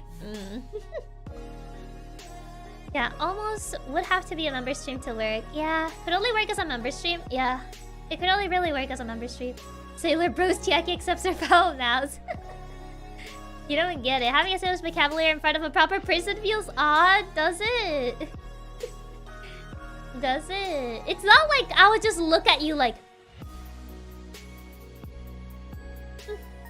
It's not like I'll like look at you like that. It's like, you know... I just live your life, you know? I don't mind. I rarely swear, but I know I curse people sometimes, which I'm trying my best to remove from myself. That's fair. Chiaki, how long have you been thinking of holding a Spanish spoken stream? Quite a while back.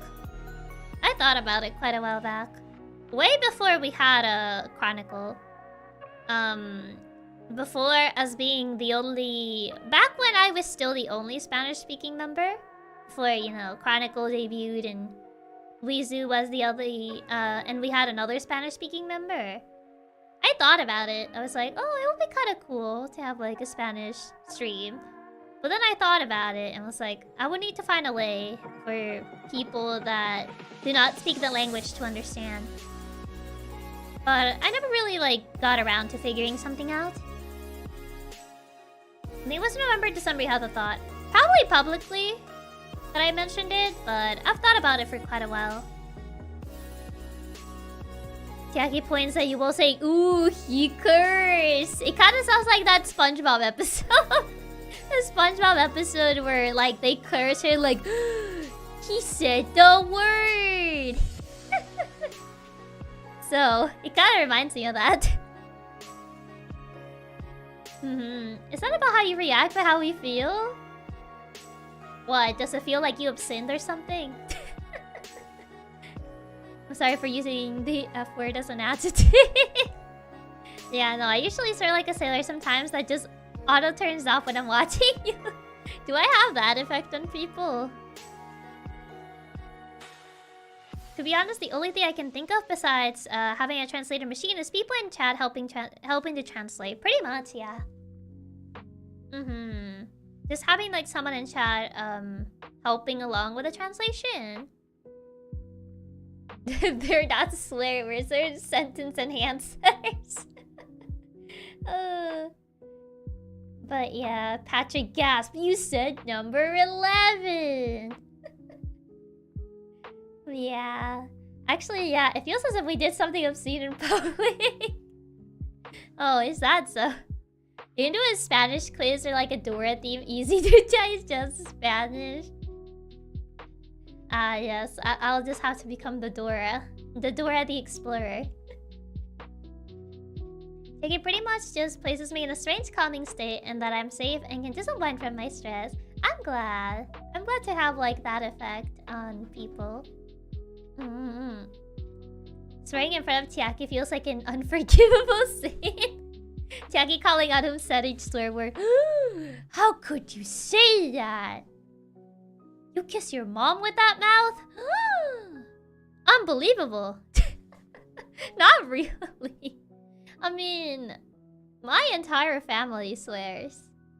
Like, my entire family swears. I'm just the only one that doesn't really swear. I think I've had, like, even, like, Katsumama apologize to me. They're like, oh my god, I can't believe I swear, I'm so sorry. And I'm like, why are you apologizing to me? I don't know, I personally never liked swearing much ever since I was little. So I barely even swear, and when I do, it's never around people. Yeah, I never really liked swear. Either. I don't know, I guess I just never... It never felt necessary for me to do it, so I don't know. I just never did it. Adds a coin to the swear jar. Not the swear jar. My mom curses more than I do. I mean, the entire family curses more than I do. Yeah, swearing in Spanish countries is super common. In general, people swear a lot in Spanish. It's a language that there's a lot of swearing in it. My mom used to call me out for swearing. Then I started calling her out when she swears. Now she doesn't bother me. Oh my god. Just calling each other out. But you still don't get the effect you have. I mean... I never really understood why I have that effect on people. Because I had people like whenever they talk to me, they're like about to say a swear word. And then they realize they're talking to me and they stop themselves. I'm like... You know, you can just say it, you know? I'm not gonna, like, reprimand you for it. But I have had, like, a couple friends do that. I never really understood why.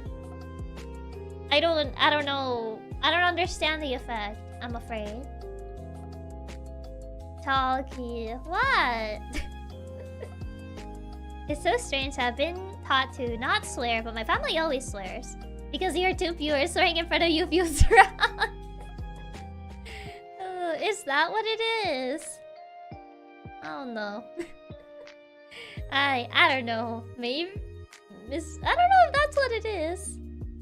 You do have that. I can't do that in front of them. Feels like... profaning a saint or angel. I had 3 Spanish-speaking co-workers that teach me new swears, and they always laugh when I go, stop teaching me bad things. I'm young and impressionable. That's a new one. I'm young and impressionable. Don't teach me that. Pretty sure they just do not want to make you uncomfortable. I mean, I've stated numerous times that it doesn't make me uncomfortable. I pretty much have told people, like, just speak the way you normally speak to others. Like, I'm not gonna get upset at you. I'm not gonna, like, judge you. Like, just because I don't do something doesn't mean that you have to not do it. People only try to be mindful. They're probably worried you don't like them swearing in front of you. It's not really that. I personally don't mind.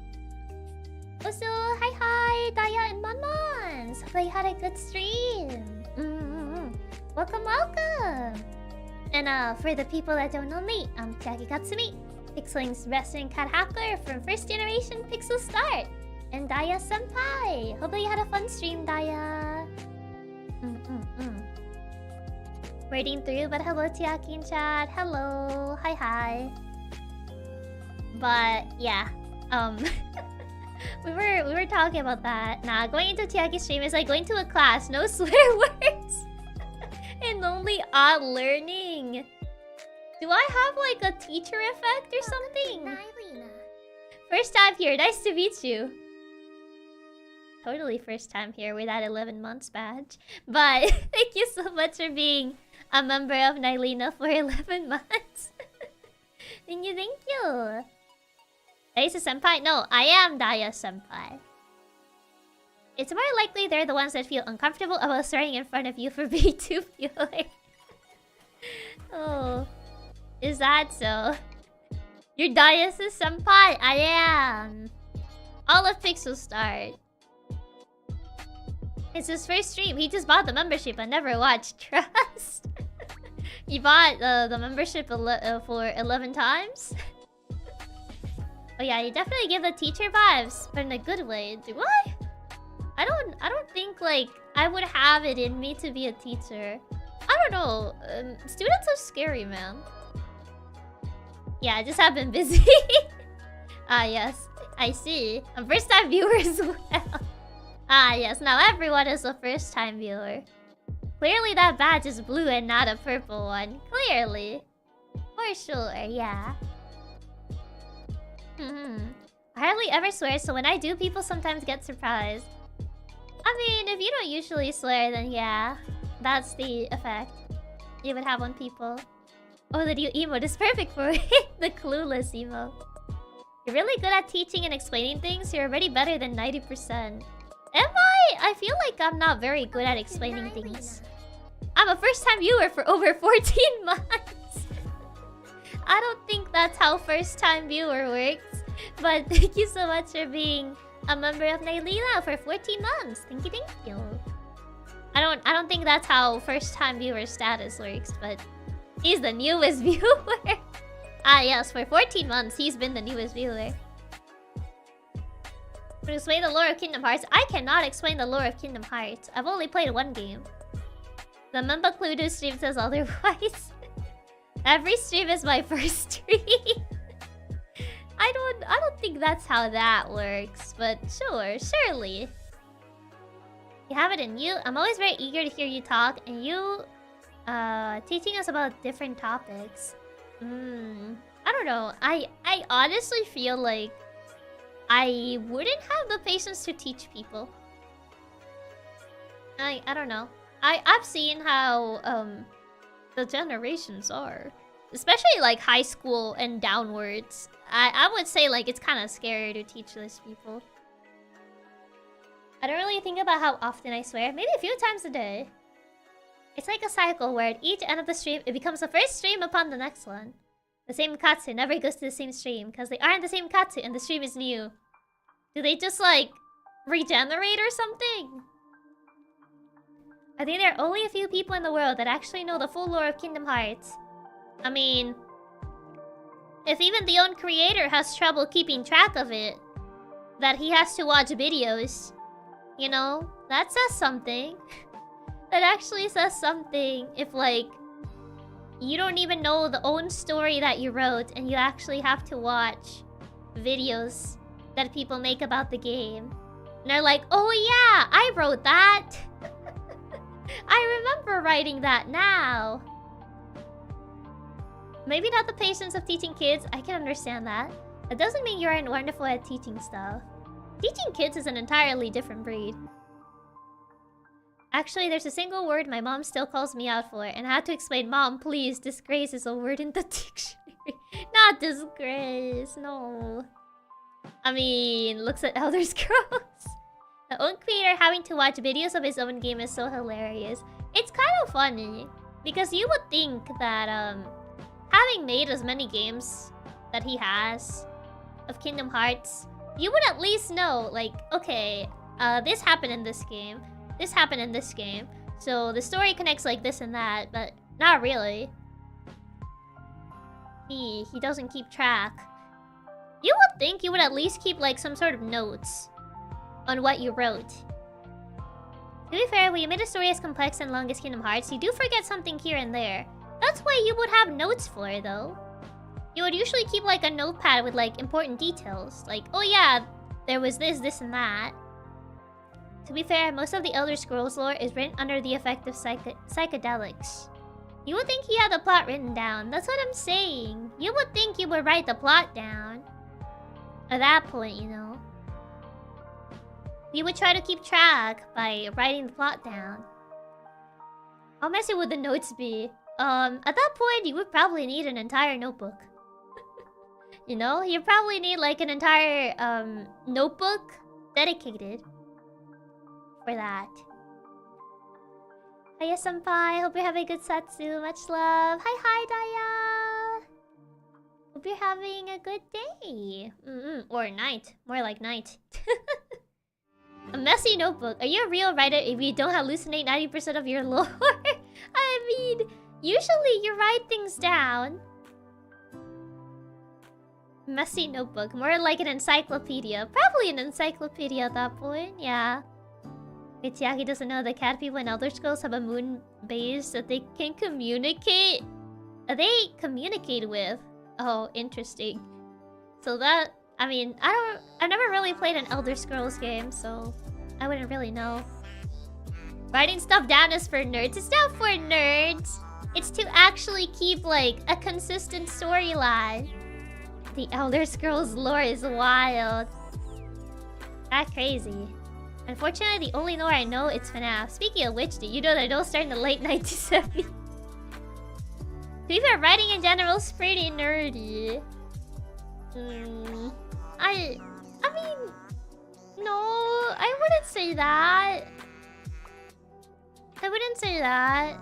I wouldn't say it's necessarily nerdy. I mean, are you saying that everyone that learns how to write is just a nerd then? Wouldn't, like, a big chunk of the population be nerds then? You know, everyone that learned how to write? What is this BGM? This is the... this is the video game lo-fi, playlist thing. Yes, everyone is nerds. Not that learn to write, but that writes for fun. Elder Scrolls have in-game books like between 1 to 20 pages with pretty well thought out stories. It's insane how much lore there is. I mean, you know, attention to detail. Which is William guy you're talking about? William Afton. We're all nerds and we're proud. Sounds like KK Slider. Could be. It could be. Reading and writing is for nerds. SMH. That's not true. It threw me off because I heard the Discord call and I was like, someone calling me? Why did they include the Discord call sound in this? I literally had to like check my Discord because I heard it and I was like, what? Am I getting called? Who's calling me? And then it was just the song. I tapped out because of that. It's good to know I'm not the only one that fell for it. Yeah, as a nerd, I can confirm reading is for nerds. Yeah, it threw me off. I was like, wait, who's actually calling me? But no, it was just the song. It threw me off. Why are songs now using Discord noises? I don't know. This is a random, like, stream radio thingy. So, I can't really control the songs they play.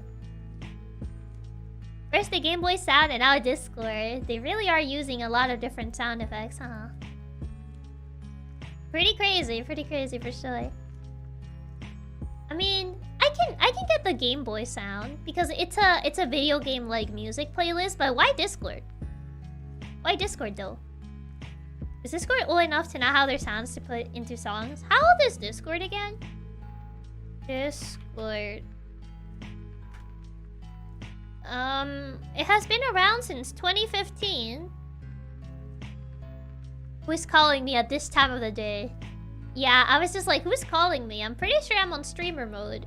And yeah, there was no call. So I got confused. Only 10 years. Almost 10 years, yeah. It will be 10 years in May. In May of next year. In May of next year, Discord will officially be 10 years old. I thought it was older. No, it's not. It's not super old. If Chiaki was a nerd, then she would be the coolest and cutest nerd. Next, they'll put TeamSpeak noises in their sounds. Is it bad that I don't know what TeamSpeak is? I mean, can't be May this year.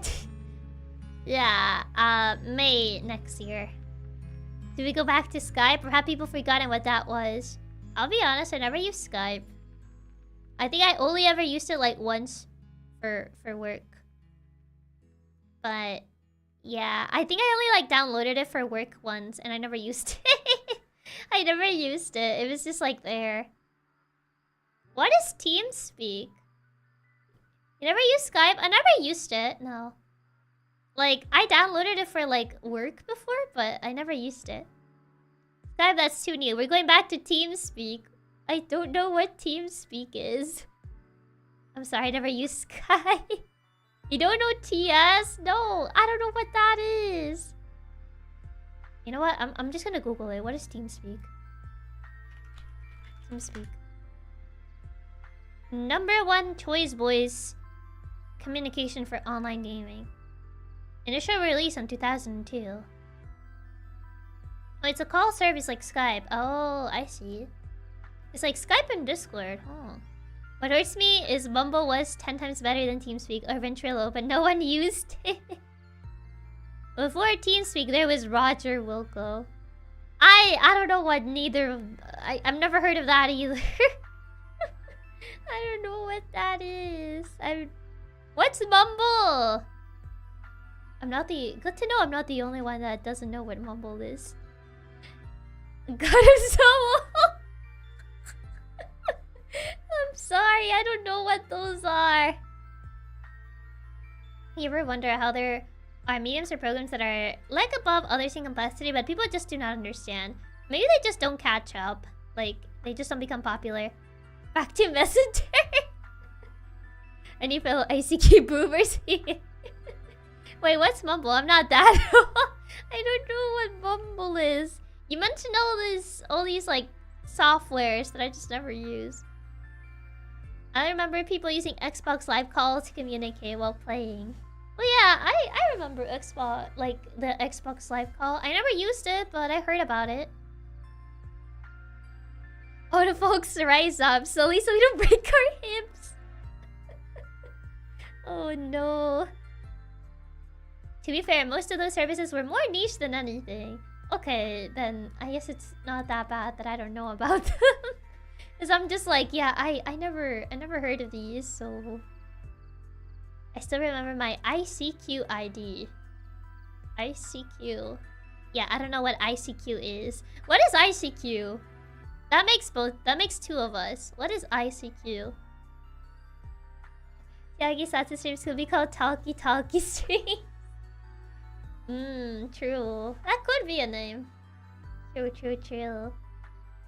They were only big if you play MMOs since voice chat was a huge game changer. If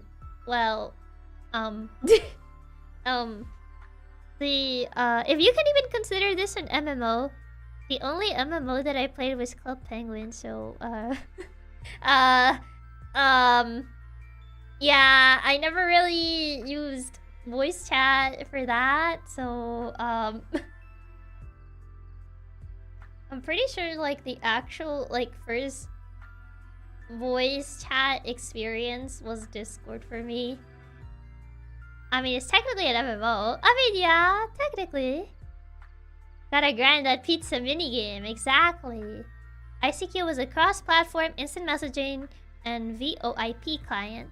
Name ICQ derives from the English phrase ICQ. Oh, I see it. Originally developed in 1996. Ah, I see. I mean, it is an MMORPG, but not what normally accepted as an MMORPG. I mean, I don't know if RPG, but definitely MMO. Chiaki, we need to get you addicted to an MMO. Have you ever heard of the amazing MMORPG Final Fantasy XIV? Oh no, not the Final Fantasy XIV. Coping was an MMO. I never played it, but it's indeed one. That's the only one I played. ICQ isn't even live now. Close on May. Critically acclaimed, not the critically acclaimed. Not Final Fantasy XIV. Not like this. I've been trying to get her into Final Fantasy XIV. Why? Why? It includes the award-winning Heavens. Oh no. You would agree that Club Penguin is a role-playing game, right? I guess so? I don't know if it was considered one though. The only MMO I wish I played was Warcraft, but the sub-service put me off. I don't know if I'll consider Club Penguin a RPG. It has fishing minigame, it's an RPG.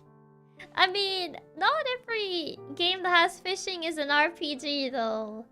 A lot of RPGs have fishing, but not every single one. I'm going to head to bed now with the stream open. Thank you for the stream, Chiaki. Have a nice rest of the day. Can't wait for tomorrow. Oh yeah, the karaoke tomorrow. Oh my god, I'm so nervous. I'm so nervous, man. Ugh. To be fair, base Stormblood isn't award-winning. Post-main story, though. Name one non-RPG that has fishing. The Sega Bass game that Lottie played. That one is not an RPG. That has fishing. That entire game is about fishing. Stardew has fishing, and Stardew's not an RPG. That's a whole fishing game. I mean, yeah. You never said it didn't have to be an entire fishing game, though. Cruelty Squad has fishing. Stardew is an RPG. You level up and everything. Is Stardew considered an RPG? I've never heard anyone call Stardew an RPG. Like, never. I always heard people call it a farming sim, but I never heard anyone call Stardew an RPG. Stardew is an RPG? Is it? Is Stardew an RPG? Because everyone always tells me it's not an RPG. Does Stardew Valley count as an RPG?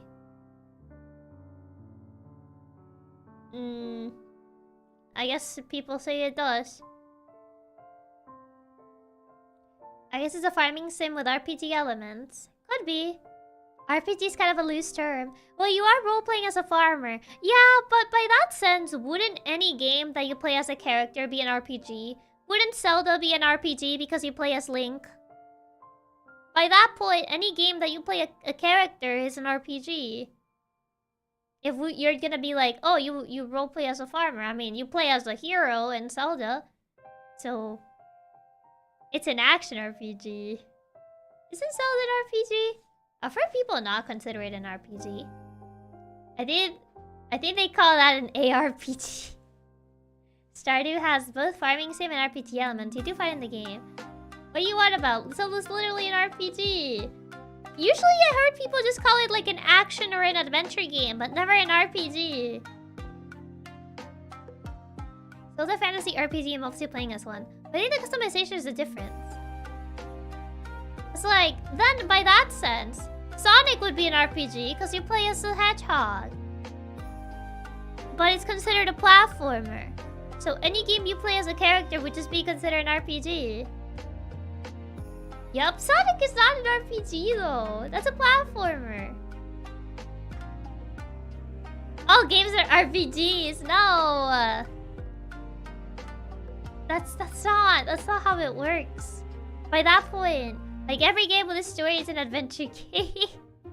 Man. That would just make every game an RPG. The term is becoming so muddled. Like, I mean, by name alone, every game is an RPG. You play the role of a hedgehog. That's what I mean. It's not just like the matter that you play as a character that makes it an RPG, though. There has to be more elements to that. Because at that point, any game that has like a character coded controlled by the player is an RPG. Actually, the RPG terms have been in quite a complicated spot. People have different understanding of what an RPG is. The meaning changed so much. Yeah. I feel like the meaning has gotten very muddled. As the years have gone by on what is considered an RPG. When I play my map painting strategy games, I'm role-playing as an omnipotent god that controls my nations. Ergo, RPG. Or does it feel like this won't be the last time we'll discuss this? I don't know. I don't know how it keeps coming up. I would consider the difference is the involvement of the player and the character. In Stardew, you play as yourself. When Sonic, not even the cutscenes refer to the player. It's more like a play. I guess so, but if you're saying, like, I take the role of a character, like, yeah, you take the role of Sonic. Does that mean that Sonic is you?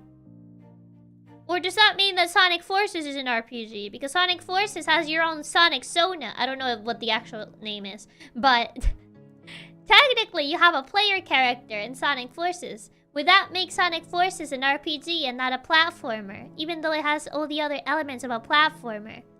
Like all the other Sonic games. Yes.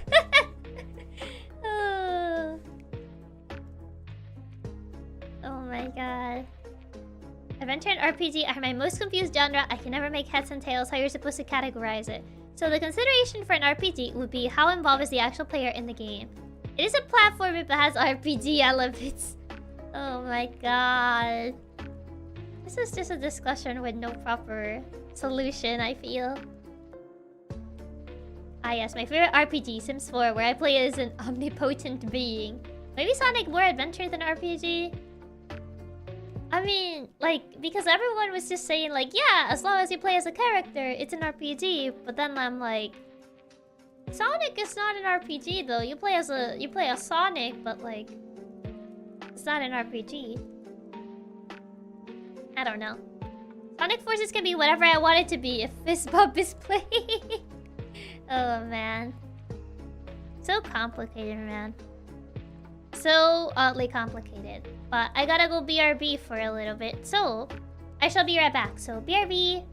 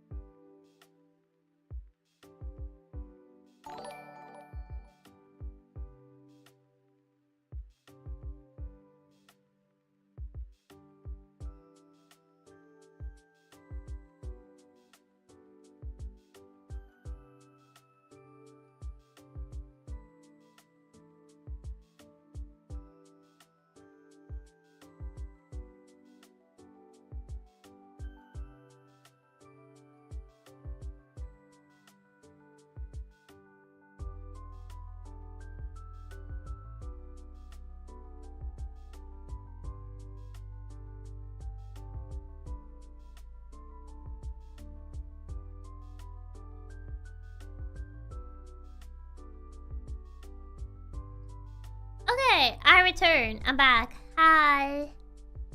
I have returned. Oh, let me remove this. There you go. Hey, hi. What do you mean tic-tac-toe, huh? SMH. No tic-tac-toe. Also, Riverson, thank you so much for the tip. Ato, thank you so much for the tip. Sammy, thank you so much for the tip. And Angel, thank you so much for the tip. Thank you, thank you. Welcome back. I've returned. I have returned. We can't tic-tac-toe, your forehead's not big enough. Good. Good. No boobs. No. No boobs. No. I forgot what we were talking. Oh, right, RPG. I was like, oh, what were we talking about? And then I remember the whole RPG thing, and I'm like, not that can of worms. No cheek squishing. No cheek squishing. Only head pats. 1984. Why 1984? You don't mind if we nibble on the couch for a bit. Why do you nibble on the couch though? I'll have to repair that. It's about how adorable you are. Power button ear push. No, that'll end the world as we know it if you do that.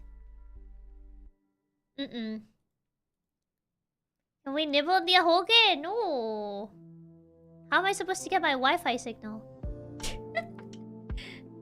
Nuh-uh. Can't do that. Ahoge nibble's better. No. Why a ahoge nibble? Nuh-uh. Why would you do that? I was just chewing the TV cables, bro. Just chew on normal chew toys instead of actually the couch or my hair. 5G ahoge. I forgot the ahoge had Wi-Fi. Indeed. The ahoge gets 5G. It does. It gets the 5G. Oh, you don't need Wi-Fi. Use cable. What? You going to rest mode if we press your power buttons? No, the world just ceases to exist. And I'm going to rest mode. The world around me just ceases to exist. That's what happens. Which is why you should not. Forbidden even. I like how the cables give my mouth tingles. That does not sound safe. That's the protagonist ahoge. I think most of us have ahoges. Or a big amount of us have ahoges, funny enough. I just kind of like noticed that and was like, huh, that's interesting. Literally 1984. Why 1984? Why is that what comes to your mind?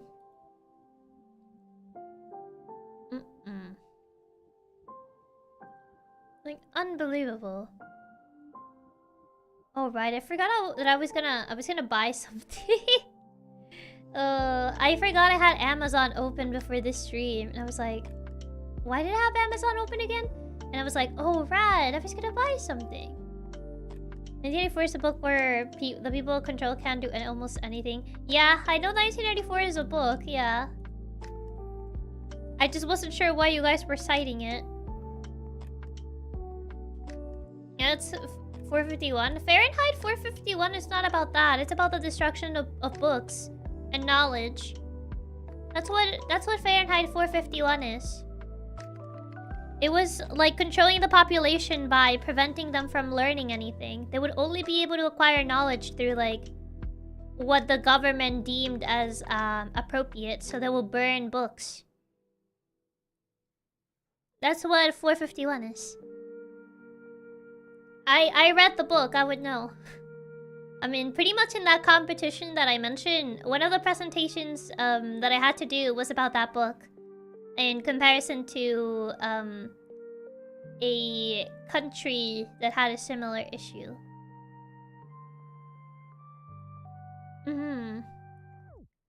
I just enjoy the protagonist of your own story, and we're following you the whole ride to experience it with you. 1984 is similar. It's similar. It is also about a dystopian society, but it's not fully the same as Fahrenheit. But it is similar-ish in themes. But yeah. But yeah, the big thing with Fahrenheit 451 is more about like books, getting rid of books as the government regulated what people could know. So they would burn any book that was deemed inappropriate by the government.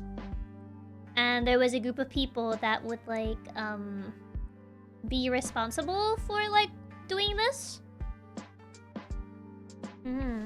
Is it like a very famous book? I would say so. I would say both 1984 and Fahrenheit are pretty well-known books.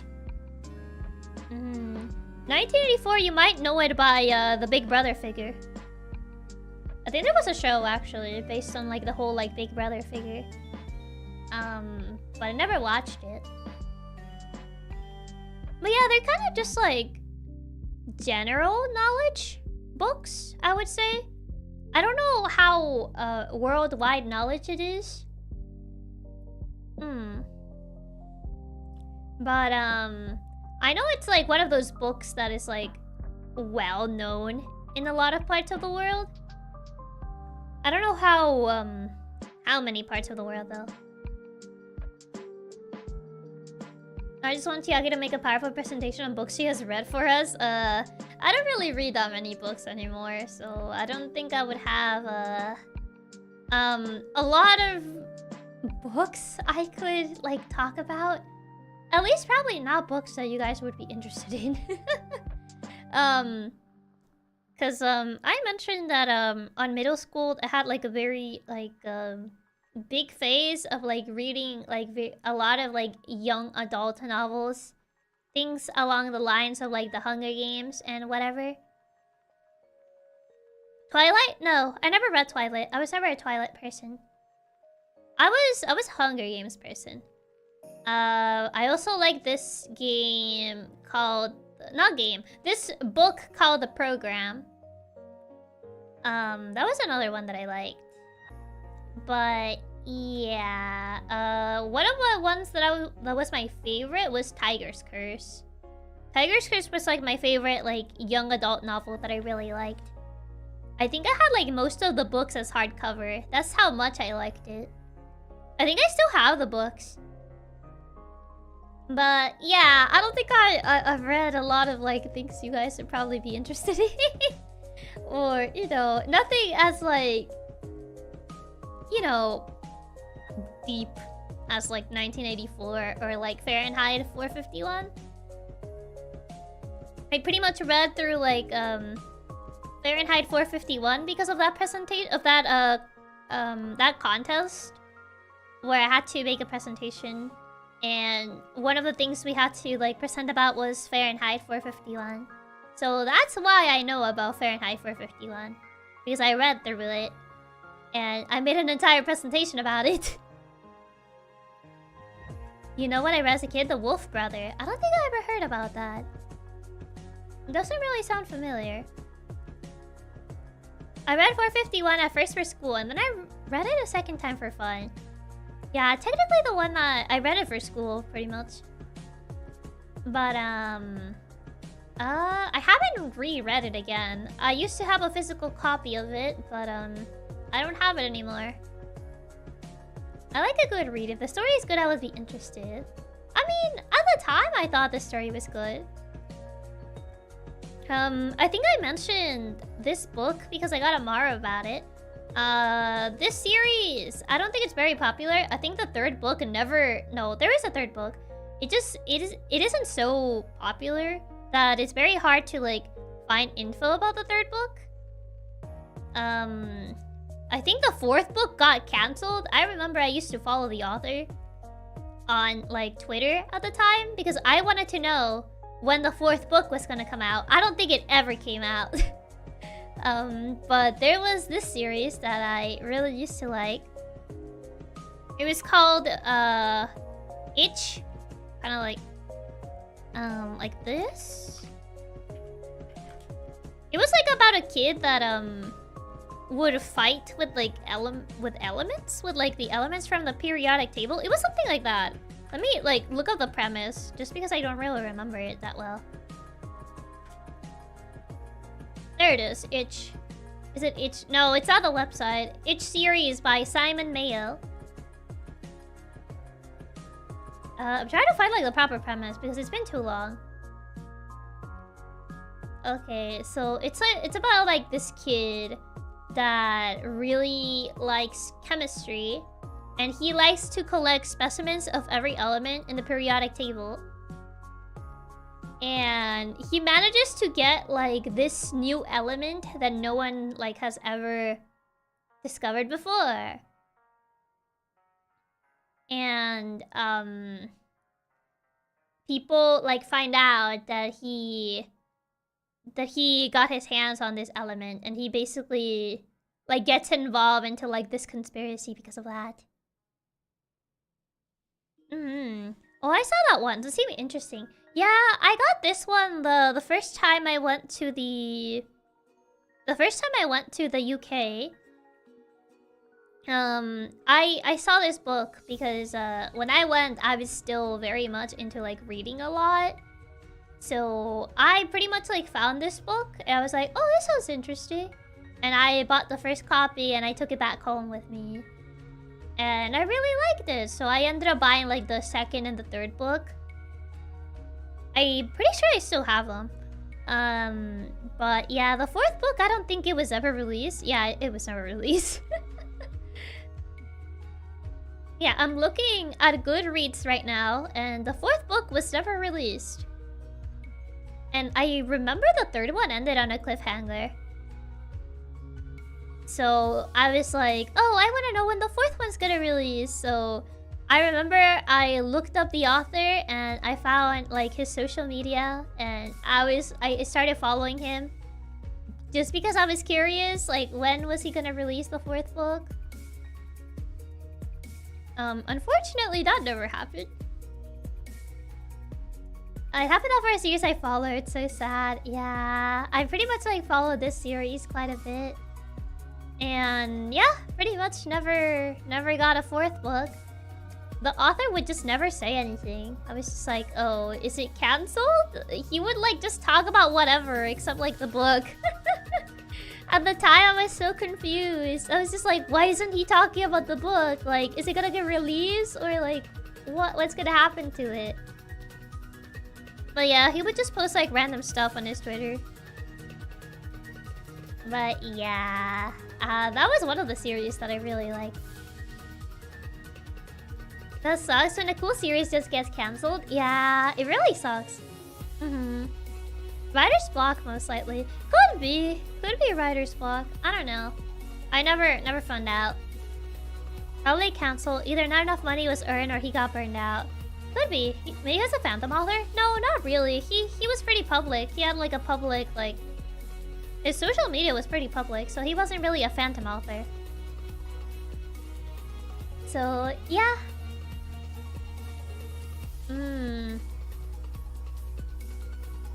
Some people are saying that the third one was supposed to be the final book. But like...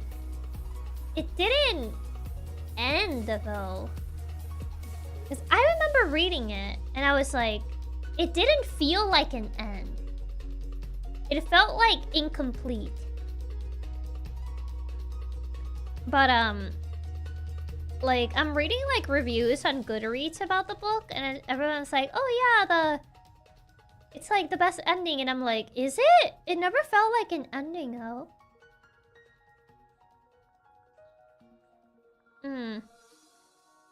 I don't know. Maybe I'm just misremembering, but I remember it didn't feel like an ending. And I was just like, is there gonna be a fourth book? Because it kind of had like an ending that felt incomplete. Maybe I'll have to reread it again to kind of like double check that, because from what I remembered, it was incomplete, but apparently a lot of people are saying that it was completed on the third book. I don't know. May have a re-edition with a different ending due to the lack of a fourth book? Doesn't seem like it, though. Maybe they were considering it good because it subverted their expectations or something like that. But it wasn't that type of story, though. This was the type of story that would need a proper conclusion. Not really one of those where it's like, oh, it's all in your interpretation or whatever. But no, doesn't seem like it.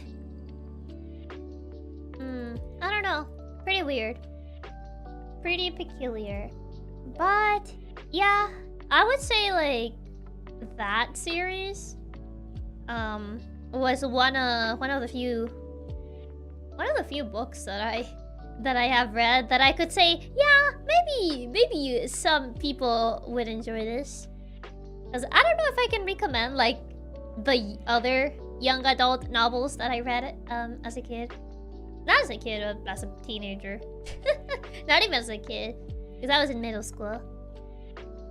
Like, Tiger's Curse I like Tiger's Curse. Like, middle school Chiaki would recommend Tiger's Curse. But I don't know if adult Chiaki can recommend it, though. I dislike the cop-out ending. Well, not even like a cop-out ending, but there's a big love triangle in this book series. And, I was rooting for the underdog.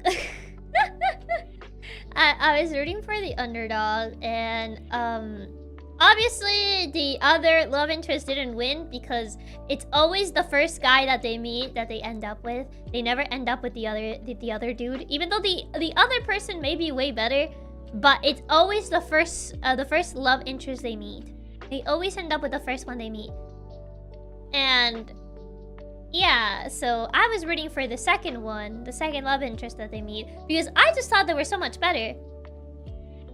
I just thought that they had like a much better connection and everything. And then obviously, well, that didn't happen. That didn't happen. And they just like, it kind of just seemed like they just paired them up with someone else just so like they wouldn't end up alone. And then they made like this really stupid decision of just killing them off. And I was just like, bruh. It just felt... I was very upset, I remember.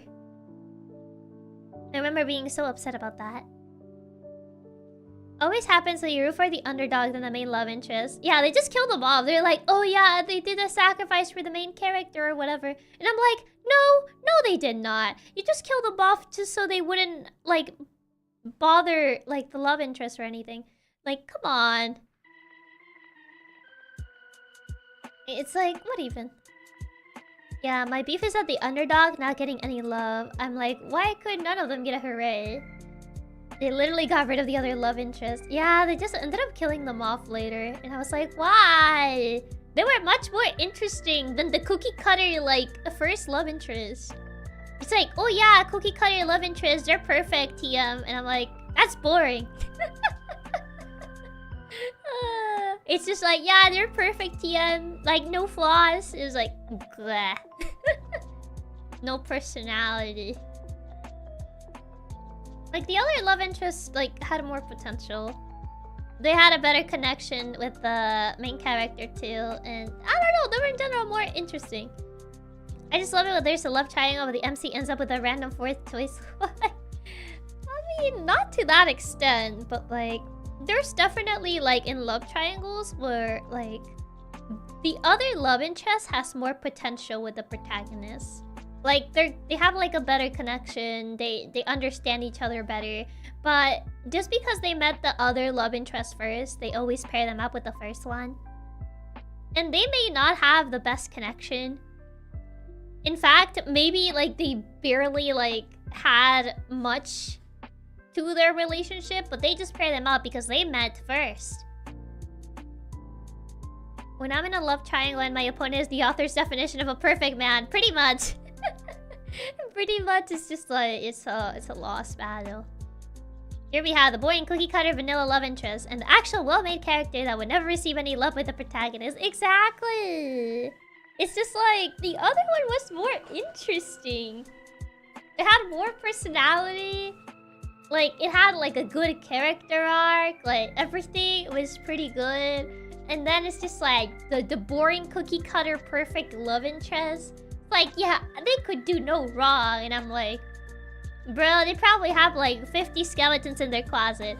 Just because you said that. Just because you said, like, they could never do no wrong. They're perfect. They like... Even when you, like, splash mud at them, their outfit doesn't get stained. They're just that perfect. I'm like, no one is that perfect. Get out of here. The others saw the two main love interests. Why cause a fight? So they just made up a third one.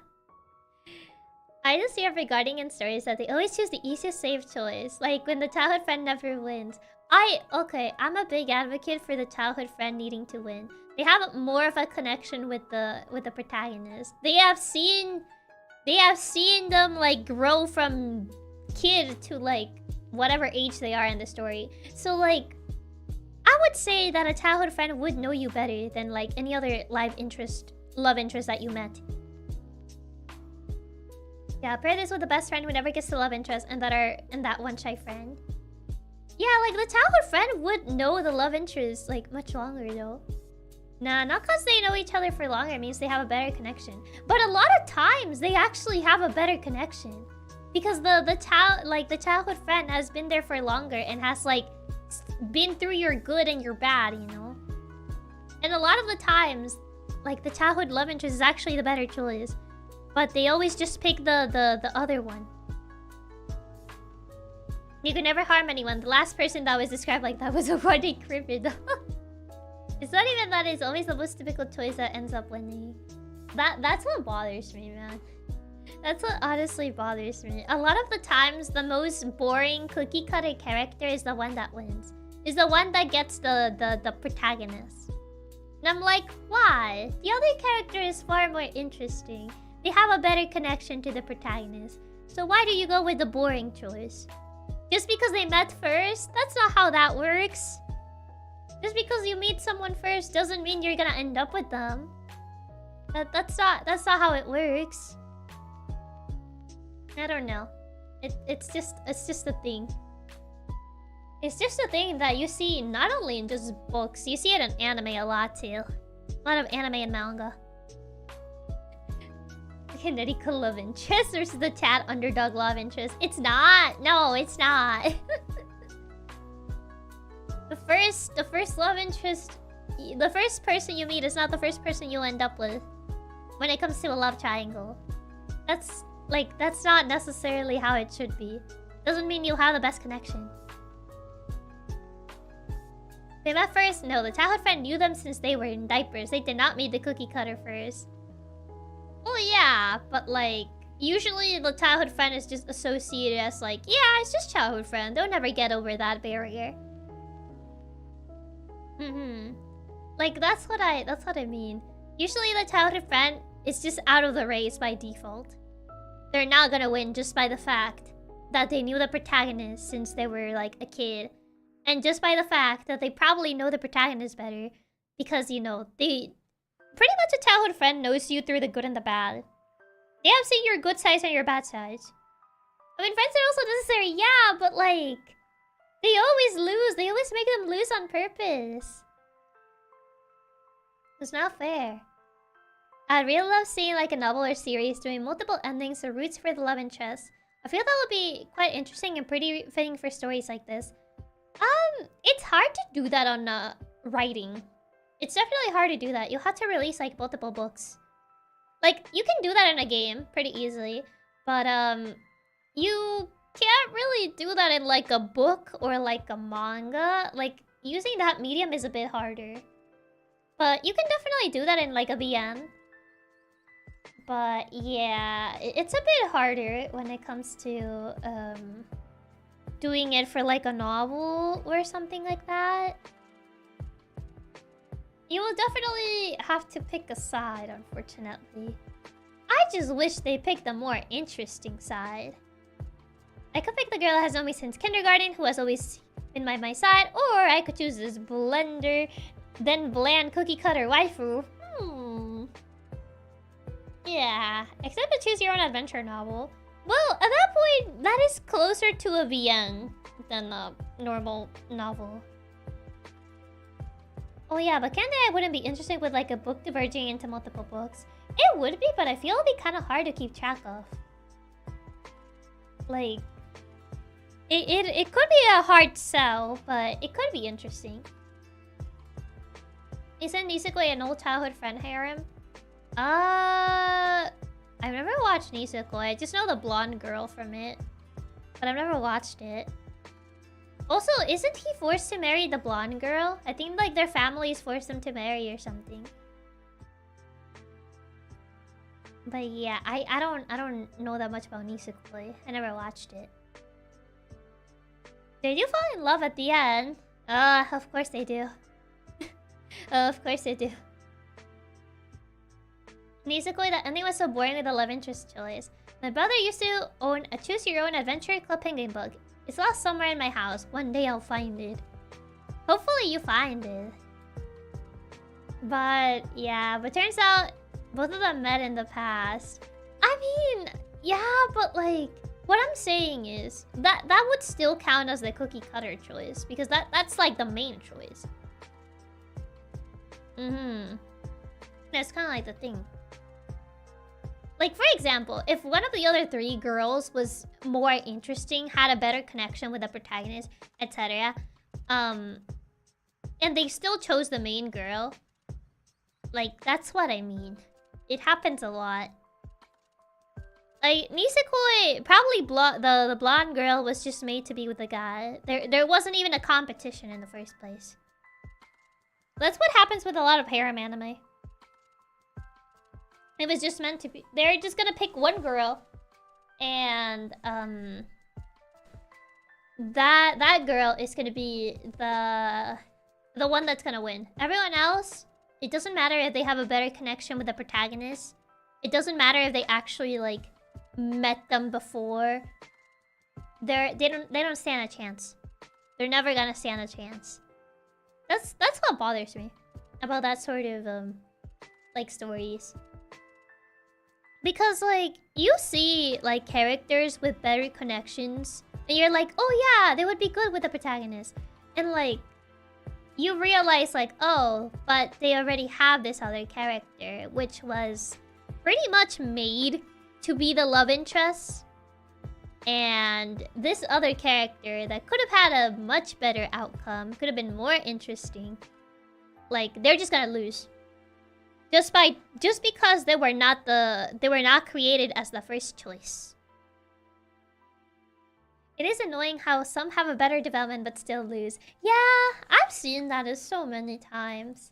I've seen characters with much better development with the protagonist, and they still lose because they were not the first choice. They were not created to be the first choice. I would like at least like a piece of media. Let it be a manga, let it be a light novel, a normal novel, whatever, that actually subverts your expectations in that regard. Like, yeah, you have your cookie cutter main love interest. But then, if they meet like another character that it has a better connection with them, they're like, you know what? They end up with them instead. World at peace. World at peace. I'm telling you. My main beef with the blonde in Nisekoi was mostly that she was exceedingly annoying on screen and that she somehow still won. She was meant to be the love interest, that's why. My main beef, Shuffle is the only anime I can think of where the endgame girl is somewhat a side character. That's why I prefer VNs or games in which you can choose what girl or guy the MC ends up with. Yeah. Like, it was supposed to go to the main character, but instead someone else does get it. No writers have weird what-if ideas. I just think it would be interesting to subvert that expectation.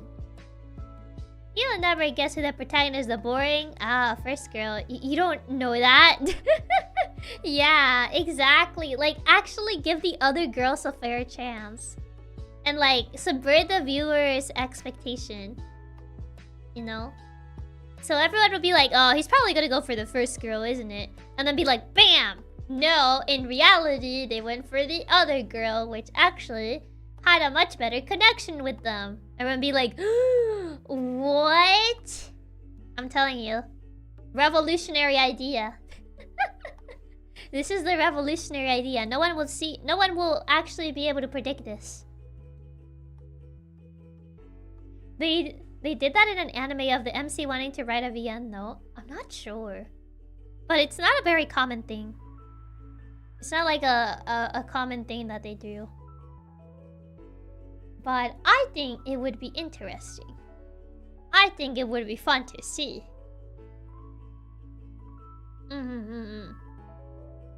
So yes. Wait, which Quintuple got the boring guy at the end? I don't remember. I remember hearing about it, but I don't remember which of them got the dude. But yeah, the guy was boring. Okay, so I don't know if this is a popular opinion or not, but something that I noticed, for example, when it comes to like VNs for like guys and VNs for girls, they the VNs for guys, you know, the ones that have like the female love interests, the guys always have the most boring designs. Like the main guy always has the most boring design ever. Meanwhile, when it comes for otome characters, the female lead has like a much more distinctive design. They do. Yeah, they do. That's what I noticed a lot. And I'm like, why does the guy always look like so boring? Why do they make the protagonist look so boring? Is what I've always wondered. Like in visual novels directed towards a male audience, they always have the guy look boring. Yeah, they're basically generic design. Have you ever looked at a men's clothing store? It's always boring. Is that why? Is that why? I don't know. They could make better male designs, like to actually make you wanna be the male protagonist. You know, like you would think, like if you're gonna be the male protagonist, at least have like a cooler design, so guys will be like, yeah, I'm just like him. If you just make him generic looking, I don't think a lot of people are gonna wanna be like him. Or self-insert like him. The answer is, so you, the normal viewers, are relatable. It's a Japanese viewers. Not really, though, because for girls, they don't really do that. If it was for relatability. I agree so much with the boring design for the guy MC design. I have played many VNs, and it's just not designs, but also their personality is almost always the same. Yeah. Which brings us back to one of the first points in the stream. Girls have a lot of options for clothing. Boys, we had 3 shirts and 2 pants. They make them generic looking because that way we relate to them more. Then wouldn't that have to be the same case for like a girl protagonist? Wouldn't you just have to make them like more generic so girls will relate to them? Like that's what I mean. Like I would say they don't need to look generic for people to relate to them. I mean, most guys are okay with just being average. Especially if girls are okay with that. I guess it depends on the girl, honestly. I would say it varies from girl to girl. So the viewer, us, are relatable to the character. In other words, giving us hope we could be them, but we're not. I mean, I feel people would wanna be like, oh yeah, I'm just like him if they had cooler designs, you know. Some lineable protagonists lack style and personality, so guys could self-insert. I don't know why it's different for girls. That's what I'm saying, though. Like, I don't know why the case for girls is different. I don't know, you're the girl here? I mean, it varies from girl to girl if they want to be, like, average or whatever. Like, I mean, some girls try to be, like, overly quirky on purpose. But, others, they just don't mind just being, you know, average. So I would say it varies from girl to girl. I have met some girls that like really want to be quirky just to be like interesting. While others just don't mind. I don't fully agree with it, but have you ever seen the videos of the guy walking around asking boys and girls what rating they give themselves from 1 to 10? The Discord sound. Oh, not the Discord sound. I didn't hear it this time. There is some good male MC and VNs, but it's quite rare. They're almost just cookie cutters. Yeah, like, it's more common that there tend to be cookie cutters. Maybe most girls rather dress in a fancier way compared to the average guy that wears the same t-shirt 3 consecutive days. I guess so? Maybe it's because of that? I don't know how that adds up to the design, though. I would say, like, guys would also prefer cooler designs. I don't think it's just, like, oh yeah, guys don't care. I've met a good amount of people. A good amount of like people that have said that they care. So I don't know. I mean, averaging every joke character being possibly popular. Anime characters just want to be original based on the author's vision. I mean, it's not original. They all look the same. Oh wait, they just don't have like a very distinctive like design.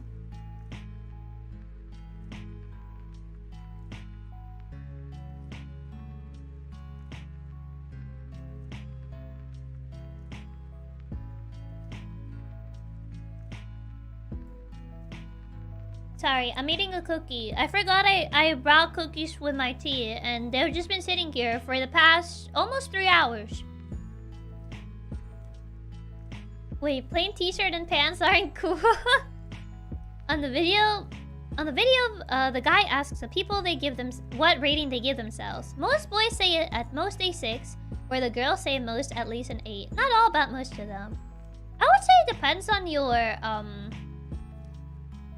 on the people that you ask. It definitely depends on your there's a word for it. The pool, the pool of people that you ask. There's a proper name for it, but I can't remember. Either it's not original or the authors don't have that much imagination. I would definitely like to see more cooler or interesting designs for male characters. It's something when side characters are more interesting than them. Yeah. Oreos? No, they're not Oreos. Devour the cookies. Put the cookies in the tea forgotten? No, I already finished the tea. I finished most of it before the stream, actually. I mean, if you look at Yu-Gi-Oh! Characters have a lot of unique, interesting designs. I mean, we're not really talking about Yu-Gi-Oh! Necessarily. We're talking... Because obviously shonen characters are made to look flashy on purpose. Or TCG characters, like Yu-Gi-Oh! Characters. We're more like talking along the lines of like harem anime or romance visual novels that are made towards a male audience. That the male character tends to have like a very basic design in comparison to like visual novels aimed towards a female audience. Which, you know, I always found that weird. Maybe it's just big brain moment because they're the MC. If you make them simpler, they're easier to draw. Oh, man. So, yeah. I mean, for male characters, the design are really good on other genres like RPG or action games. I mean, on other genres, yes. But, like, we were pretty much, like, talking specifically in this particular genre. Like, they always have, like, plain designs in this particular specific genre. For whatever reason. Which, I don't know. I never understood why. I think, like, I remember someone saying, for example, that, for Pokemon, the customization for, like, guys versus girls, like, the guys was so limited. Because I remember I was talking to, like, my cousin about it, and he mentioned, like, oh, yeah, like, the girl avatar in Pokemon has, like, so many, like, options for outfits, but the guys get to dress like Target employee. And I was just like, is it really? Is it really like that? Like, I never really played as a guy on Pokemon, so I never really like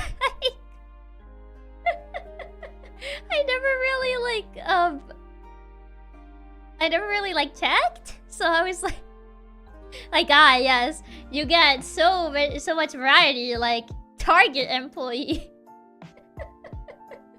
I was like, okay. What's wrong with red shirts and khakis? Chiaki, SMH Target employee bro, she hates her fashion. I don't know. I don't know. I've never seen it, but that's what he told me because you know, he always plays as the male character in Pokemon games. It's particularly the same no matter what gender you play as in Pokemon games. No, there's definitely like a lot of variety for female characters. Like, I remember seeing like quite a lot of outfits for like the female avatar. I wish Pokemon had Elden Ring levels of character creation. I mean, to be fair, like, it has character creation, but it's not its main thing. So it is quite limited. I was a Target employee, so that's faithful. Oh, man. Pokemon bases the quality of actual store style, so since most men's section stores are pretty boring, Pokemon imitates. Man, I see. I didn't think it was like that. Always saw the older outfits more as jogging and hiking. I could possibly dress like a Target employee, Steve Jobs, or Random Joe. Funny enough, for character customization is better when they let you use both male and female items in your character. Otherwise, it's true they give you the generic options, especially for hair. Yeah, for sure. So yeah, in general, yeah, character customization is kind of limited in Pokemon. Probably because it just started being implemented not that long ago, and it's like... It's not their main priority, so it could also be that. It could very much just be an issue that they don't really prioritize it that much. Scarlet and Violet remove a lot of the customization? Oh yeah, for sure. It really did. You couldn't even like, you pretty much were just stuck with your uniform. You don't get it. The blue vest, white shirt, and black pants Walmart employee is in this season. Oh no. Is it really like that? Man, that's rough. Interesting. I didn't know it was like that. I didn't know, like, in general. Just... Worse, we don't even get the vest. Not the vest. Considering Pokemon only used to give you, like, the same option but with different hair color and eyes in the past. Yeah. For sure. I think the worst part is how Pokemon has done a variety of merch outfits. I mean, for merch, yeah. Has harem anime been super boring because they're basic same despite the generals are swaps? I mean, I wouldn't say that. I wouldn't say that harem for girls and harem for guys is the same thing. It's definitely different. Not just because of roles being swapped, but in general, the structure is kind of different. I've watched both of them, and it is different. Depending on your taste, you may be into that sort of stuff or not. I don't know how to describe it. I guess it depends. If you mean like harem anime, or if you mean like visual novels, because I would say it varies. I must say, I find the guy MC design, for example, in Sword and Shield so generic. Oh, isekai protagonist. That's an entirely different thing as well. But you could say that's also kind of like harem, just with fantasy attached.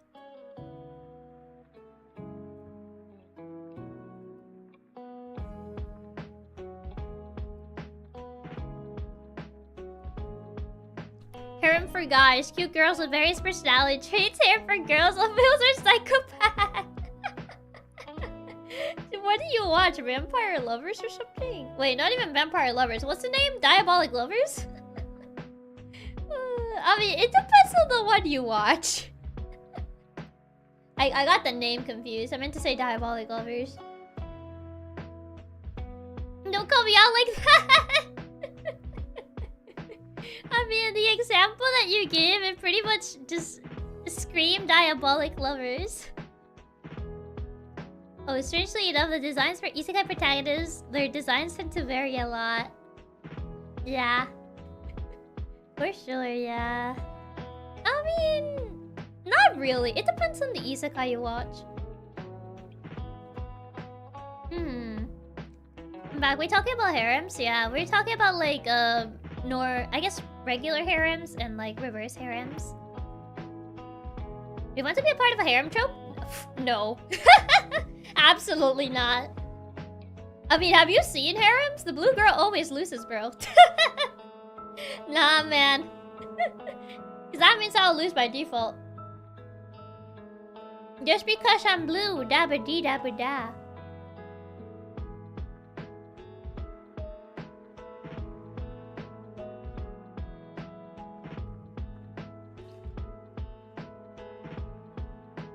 I mean, come your harem, not your part of one. I mean, they said, the way they asked the question is a part of a harem, so they made it seem like I would be a love interest. So I'll be like, no, I'll lose. I'll lose just for the fact that I'm blue-haired. So yeah. I mean, most isekais also follow the idea of being the regular Joe for self-insert. Well, yeah. Yeah, usually, the thing with isekais, it's more of a power fantasy. Usually, depending on the isekai, some of them are more like... Instead of power fantasy, it's more like escaping reality fantasy. Blue hair debuff? Yeah, it's a blue hair debuff. In harem anime, it's just a blue hair debuff. Just because like the blue haired girl never wins. So I'm like, would I want to be a part of one? No. I wouldn't win, so. Blue hair, little sister energy introvert. Yeah. Yeah. But you got the twin tails and needy? Am I needy? I wouldn't consider myself needy, no. The contrast. I'm Naruto, the blue-haired girl one. Nerdy. Oh, that's what you meant. I was like, me. Funnily enough, when I first met my girlfriend, she had dyed her hair blue. What a coincidence. That's an interesting coincidence, actually. You're both. I'm not really needy, though. I wouldn't consider myself needy. Nah. Not really. I don't think Sasuke necessarily has blue hair. I think they probably mean Hinata. I think so? I forget what her name is. I never watched Naruto. But the other girl that's not Sakura. But, yeah. So... I don't know. No. I would say no. Too much of a hassle. If you had to be sent to an isekai world, what would you do? Just not. Just try to not get isekai. Hinata what? But Sasuke was such a cute partner. Did you watch the same anime? Chiaki's a distant kind of needy that doesn't outright tell you she wants your attention but still wants it. I wouldn't say that. It's a joke. Naruto first kissed Sasuke. Yeah, I do remember that. It's more like, why would they be good together? I like, in general, I just don't think Sasuke would be good with anybody. He treats Sakura like garbage. So like, in general, he's just not good with anybody. Sasuke is the best ship. So like, just no. I would say no. So Chiaki says should never miss us. I wouldn't consider myself needy in comparison. Like, what would you... Okay, let's establish this. What would you consider needy? Like, give me an example of what would you consider needy? That's why Sasuke needs a firm hand to keep him on place. Oh my god. No. Sasuke or Naruke? Yeah, just the fact that you literally disappear when not on stream. Yeah. Making random noises at me until I turn to look at her. Probably someone that will poke you just like, hey. Needed someone that constantly vies for your attention. I wouldn't say that I do that. Like, I feel like, for example, on my rest days, I disappear for most of the day. I may say like 1 or 2 things on Twitter and then just vanish. Debating late at night if she should call her big brother, it'd be cute to get a pizza. That's not needy. That's trying to get a pizza. Someone that says, if you miss me too. That was a joke. Yeah, needy will be getting borderline annoying just to get attention. I would say so, yeah. Needy is someone that is needed for affection or attention. I think it depends. That's strategy. Can you disappear on Twitter at the days I find out that I'm the needy one? She just wrap around me and get in front of my mother, and at that point, instead of poking, just stands in front of the mother and be like, pay attention to me. Yeah, no, I don't really do that, no. I kind of just like vanish for a bit. I'm just like, peace. I feel in general, personality-wise, I feel like I'm more akin to a cat. Because I kind of just like vanish and then come back. So, bye-bye, whale boy. Hopefully you have a good night or morning, since it's already 5 AM. So, not really. I wouldn't consider myself needy. I mean, cats are also needy, at least my friends is. Also knock stuff off tables. I don't knock stuff off tables that often. I can't, I could have never guessed. Can you believe that? Biggest plot twist of the century. Tag him for to randomly run around the house late at night and wake everyone. But will you bring back a bird when you return, Chiaki? I mean, do you want a bird? Like, I don't know, Chief. That often. I would say that often, yeah. It's like the black cat from Coraline, just walking in and out with only speaking when desired to. We want cookies and couches. Now who's the needy one? No, I'm kidding. I'm kidding. But yeah, I wouldn't say that. I wouldn't say that. Like, I don't know. I wouldn't use that word to describe myself. Like, if I had to describe myself. Yes, we're needy and aren't afraid to say it. Is that so? Sometimes you crave a bird. Can you blame a guy? Just buy some chicken. Or you thought some black cat? I never watched the anime. We need an edit of that scene from that show with a bag that says "Don't open, dead bird inside." Signed Chiaki with a cut on opening it and going, "I don't know what I expected." That would be a good meme. Yes, that would be a good scene. I mean, I know I'm needy. I'm not needy. I don't even know who Chiaki is. The clueless. But it's not. It's a Chiaki chicken. You want me to bring you a dead chicken? How about rats? I've killed plenty of rats in games. That you guys keep telling me that I keep bothering the rats. Is some kind of lo-fi? Sorry, sound from OG. Lost Woods, it says. I just opened the tab on YouTube. It says it's Lost Woods. I think I saw a bit. I never watched it. Never really watched it, so can't say that I really watched Black Cat. Is it good though? Also, Uta! Thank you so much for the raid! Welcome! Uta and Raiders! Hope you guys had a good stream. Hope you had a really fun time with Uta. And for the people that don't know me, I'm Chiaki Katsumi, PixelLink's resident cat hacker from First Generation PixelStart. We were currently just chatting. We were mentioning the Black Cat anime. Hello, hi. Hold on, let me give you the wrench. I need to open YouTube on a different tab since OBS doesn't allow me to do this for some reason. Favorite anime so far? Fruits Basket. So many cat plushies.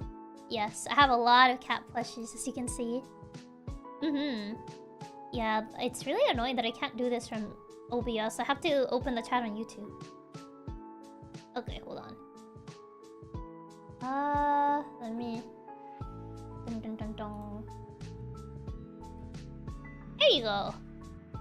The OG or the remake? The remake.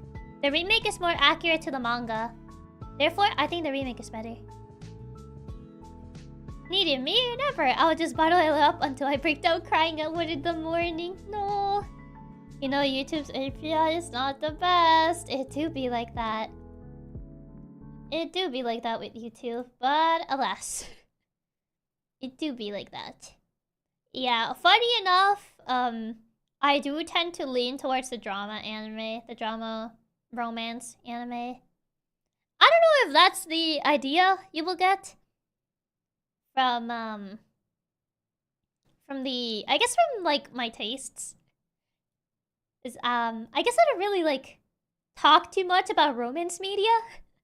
So I don't know if people know that the type of anime that I actually enjoy the most are rom-coms. Rom-coms and like drama anime and stuff. I'm both very surprised and not at all. It's interesting. Yeah, I can see that. Oh, because of the romance. That was because of the job. In general, I tend to enjoy that type of anime more because the characters tend to have a bit more to them. But yeah, Spanish speaker likes drama, romance, color, be shocked. I don't think it's a Spanish speaker thing. I don't think that's what it is. You're gonna expect you being a hopeless romantic. I mean, not necessarily a hopeless romantic, no. Like, I prefer watching the romance than the romance being about me, if that makes sense. Like, for example, if I play a visual novel, I usually do not, if the character has a canon name, I would go with that name. I wouldn't go with, like, my name. It's usually on stream when I do that. I like actually like write like, oh, Chiaki, but like when I played on my own, I don't usually do that. I always go with the canon name. I thought you will lean more of the very cute romantic ones, but can't see why you like the drama type more. I mean, I enjoy both. I would say.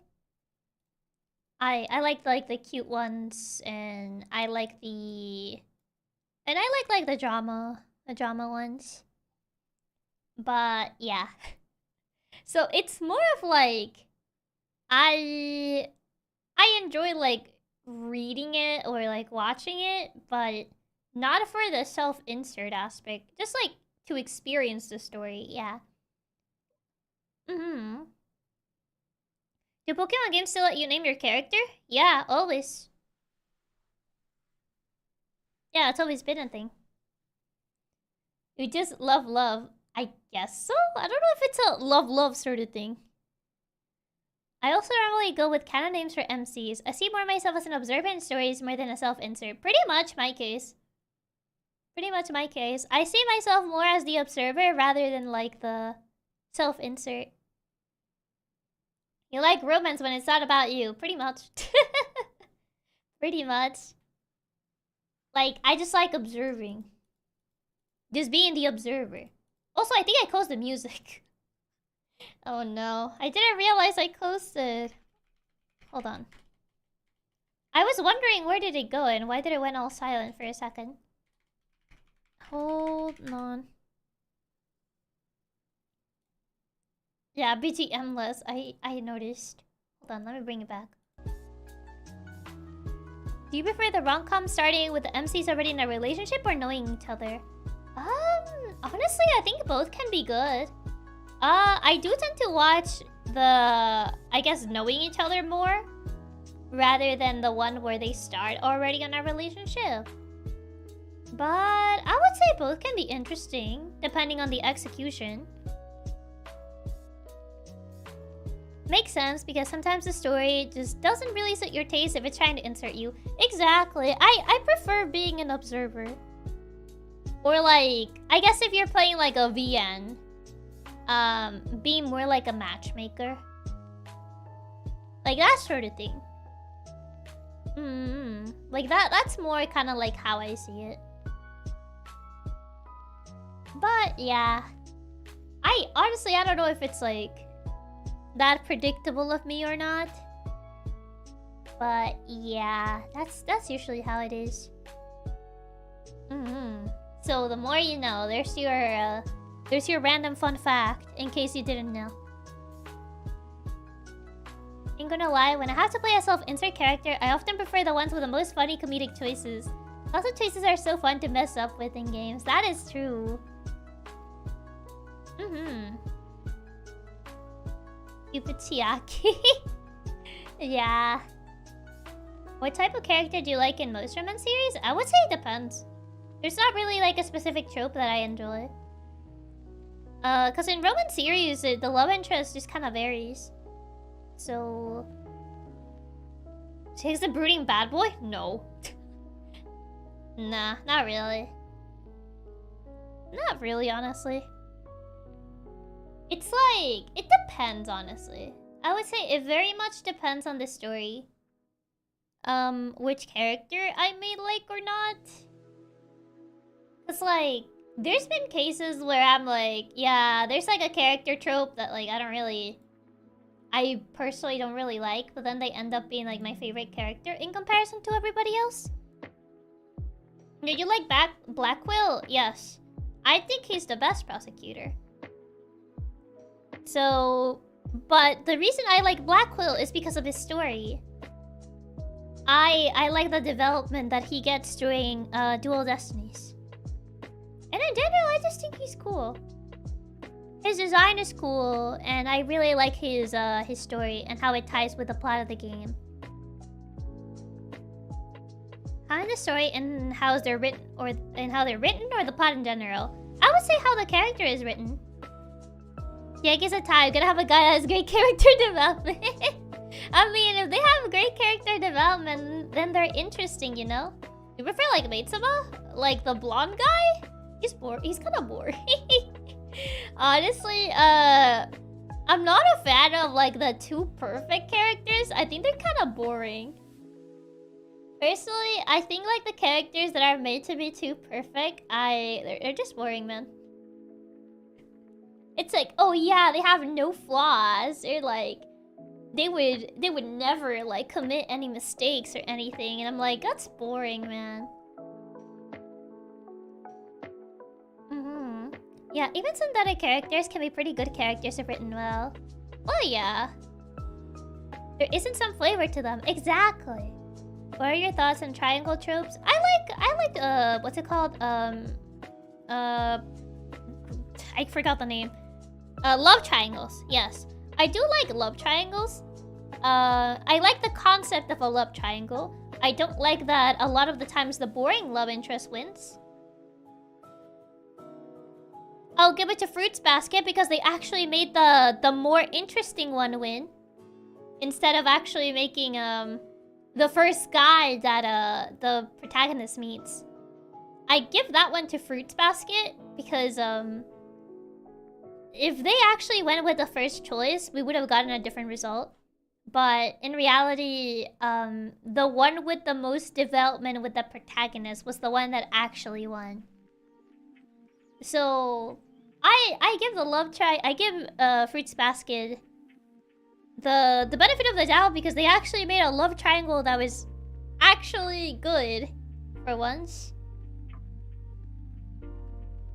Wait, who did Toto meet first? Yuki. Toto meets Yuki first. But she ends up with Kyo. So yeah. I'm the sort of person that enjoys imperfection, not really into much of the characters as being the perfect type. Yeah, it gets boring. It gets boring when they're all just perfect at everything. Also, bye-bye, Turtle. Thank you for stopping by. Fruits Basket was an interesting story. I like the story of Fruits Basket. I personally do enjoy it. Who's your favorite Fruits Basket boy between the two mains? Kyo. Like, Yuki is fine. Like, Yuki is, like, not the perfect character. But I thought Kyo was more interesting. And that's one of the few times that I'll actually give the point to the tsundere. I don't tend to lean towards tsundere characters, but I would say Kyo is one of the few ones that I'll actually give the point to.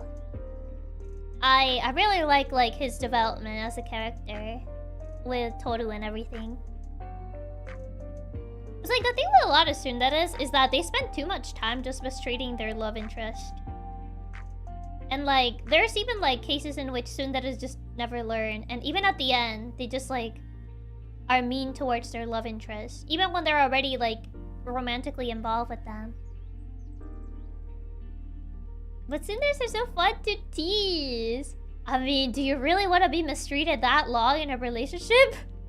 Like, I don't know. I would say Kyo is like a good example of a tsundere, yeah. Okay, because I forgot who she met first. Like, my only memory of her meeting people was when she met Shigure. Shigure was never a love interest, though. Oh, I don't want to be abused, so I'll take the soft tsunderes. Chiaki doesn't like tsunderes, but yeah, twin tails. I mean, the whole thing of tsunderes is that after starting the relationship, they become cuter. A lot of them don't, though. A lot of them remain abusive, even when you start the relationship. I prefer more the dere part than the soon.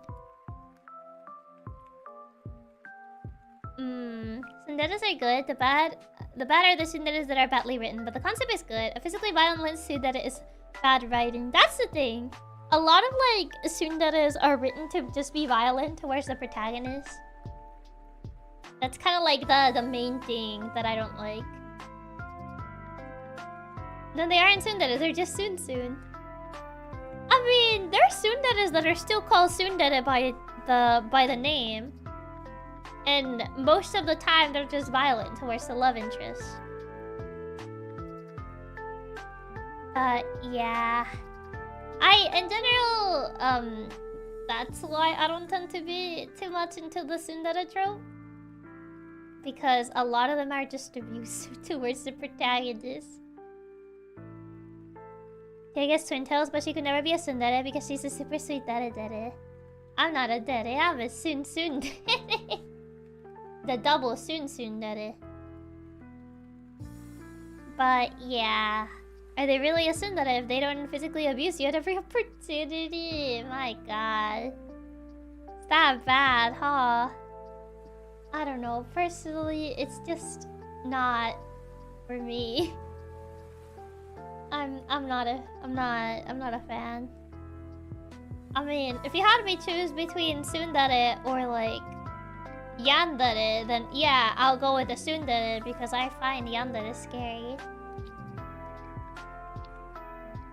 True, if you don't deserve, you love the other hits, you don't deserve them at their kisses. That sounds like Stockholm Syndrome. That sounds like something you tell yourself to justify that they smack you. Yeah, I like the hard to get tsundere, not the mats obliterate this man's everything tsundere. I love how there is even much the sun without a dere. I think they're meant to be scary. I mean, there's people that are into that. There's people that are actually into that. So, I don't know. It's something. It's something, alright.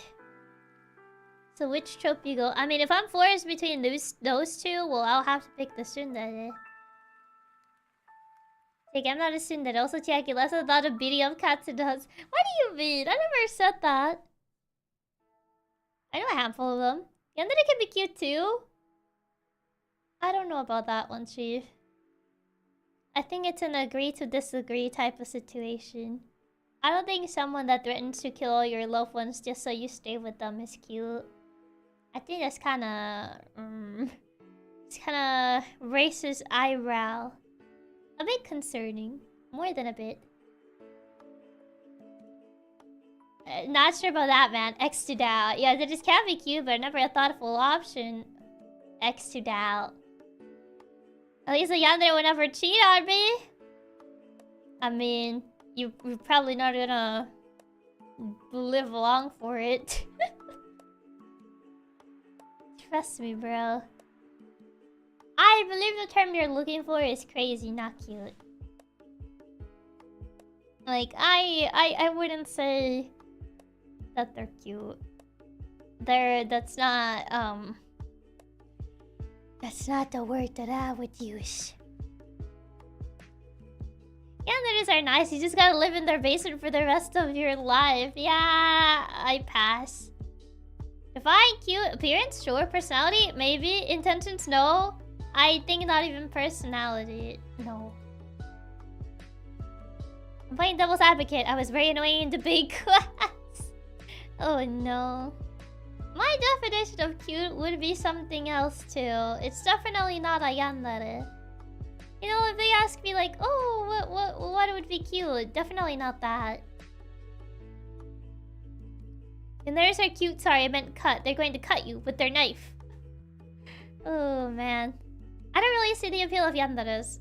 Yeah, I don't see the appeal of yanderes either. Personally, I don't see it. Sure, I can see maybe the appeal of tsunderes, but I can't see the one of yanderes. Yanderes are cute when they're not wielding the knife or scissors, I guess. She'll never cheat on me until she does, but at least she'll leave me until she does. My definition of cute is blue hair sword. Blue hair short hacker that wears cat ears. I don't know who that would be. I have no clue who that would be. I wonder. I think it's the novelty of someone actually obsessed with you. Is it? Literally the whole appeal of Yandere is the appearance. At that point, just get any other dere then. Like, at that point, just like... get any other dere if it's just appearance that you're looking for. I'm pretty sure any other dere can be as cute without the crazy. I don't know, I'm at the bottom of the barrel here. Appeal of Yandere is mainly just having a girl that's obsessed with you. But it's only nice in anime. IRL stalker women be crazy. I mean, yeah. Any sort of like stalker situation is scary. Would you like us to spoil it for you? Who that is? I don't know. I wonder. I wonder who that is. But yeah, I personally just never got the appeal of yanderes. Like, I can get behind the appeal of tsunderes because I can kind of see it, but just not the one of yanderes. At that point, I just have to ask, why? Like, why? I don't know, Chief. I don't know. Just a question. I just wanna... My friend has openly admitted on multiple occasions that the way I type and act in text is cute, together with mistaking me for a girl several times. Interesting. The more you know. I think it is more so just the fact you suddenly feel like they'll not leave you and you no longer have to worry about finding romance yourself. Which is pretty much the worst shortcut in life. There's some lonely bros and gals out there, man. I guess. Maybe it's that. I just don't think... I don't know. Maybe I just don't see it. Maybe I just don't see it. Maybe it's just like I don't have the perspective to see it. Maybe it's that. I don't know. I do not know. I see the appeal of having yandere characters and stories. I think they can make for interesting characters, not necessarily have to like them. It's more like the whole people like them.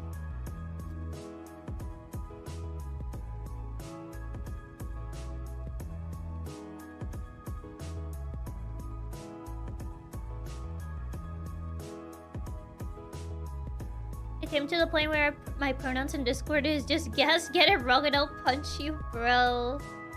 Man. That bad, huh?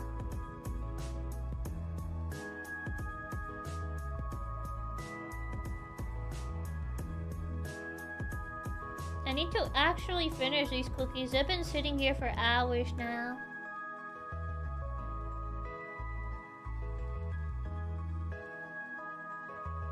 Man, and here I thought I was actually gonna be like munching on them while we chatted, but I guess I just got sidetracked this entire time. They've just been sitting here in front of me.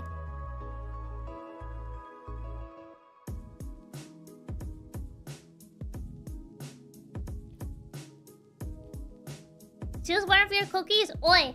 It's mine. They got stale? Not really stale.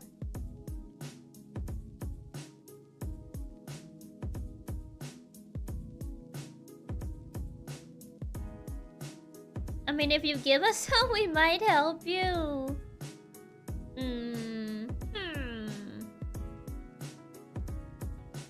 Too late, scatter flees away. Hey, come back here. We can tell when you're munching on the... Yeah, I think you can kind of see it, huh? You can kind of see it when I'm munching on them. Oh my, it's already 8. I just noticed the time. And I haven't played the game that I have to play for like the little challenge thingy-majiggy. Oh, I forgot. I think I'm gonna probably still play it for a little bit.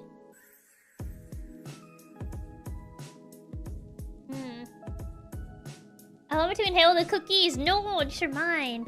Eating mouse tracky is always funny. Yeah, it always looks kind of silly, huh? I'll trade you some of my trail mix for a cookie. Yeah, trail mix.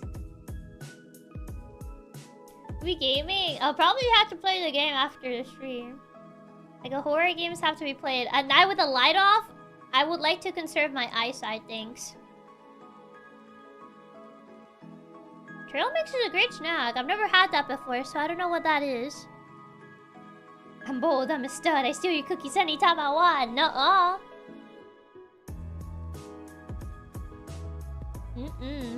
No, no. Just lower your monitor's brightness. Why would it play it in the dark, though? It would still just be a flashbang, even at the lowest brightness.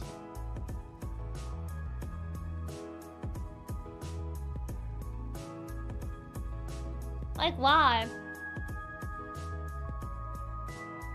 A bunch of different nuts, raisins, and M&Ms. I'll take the M&Ms. You can keep the other stuff. I'll keep. You can keep the other stuff. I'll take the M&Ms. I don't really like the other stuff. You picky eater. Shush, I'm not picky. For the horror factor. Nah.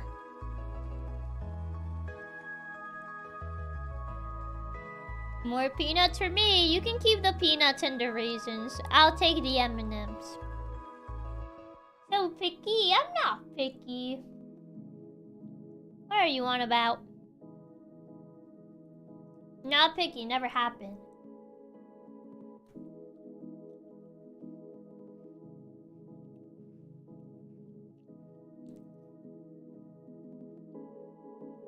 That's what a picky eater would say. That's not true.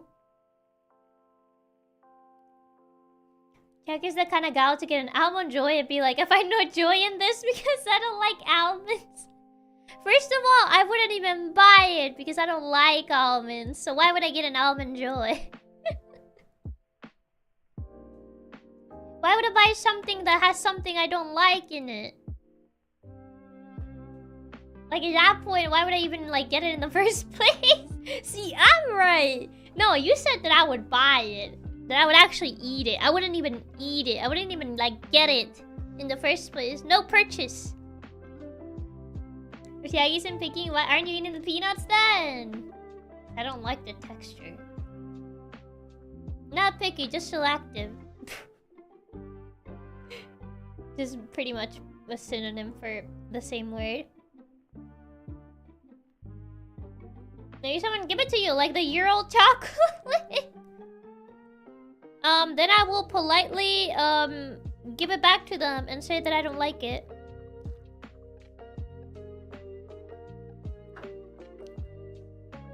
Chiaki can have all the M&Ms, I guess, but he still want a cookie. Fine, there's the cookie jar in the corner. You can get one. You can get one because you gave me the M&Ms. If buys McDonald's, takes a bite, says I ain't loving it. I mean, the chicken nuggets at McDonald's are okay. Actually, what kind of cookies do you get? These are butter cookies. I usually have these with tea.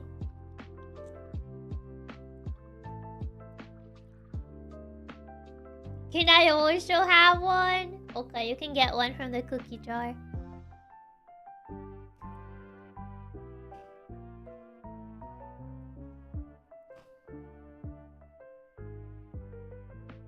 The texture, then do you not like most of them in general? Not really.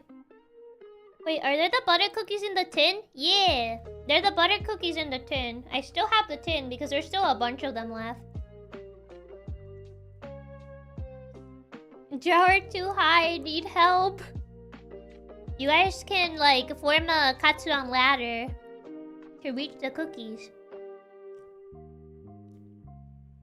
Chiaki's a critic from Ratatouille. I don't like eating. I love it. And if I don't love it, I don't swallow.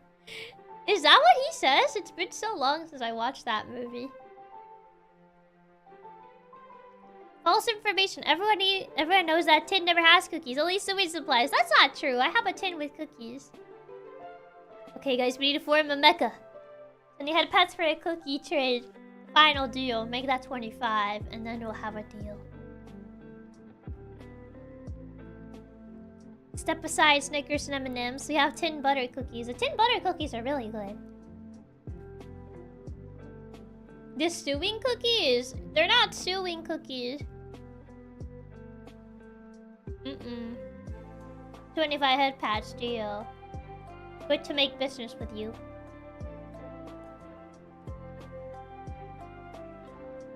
I would have settled for 30.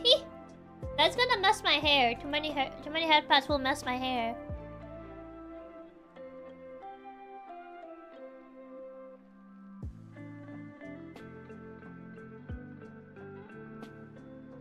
So we'll just keep it at 25.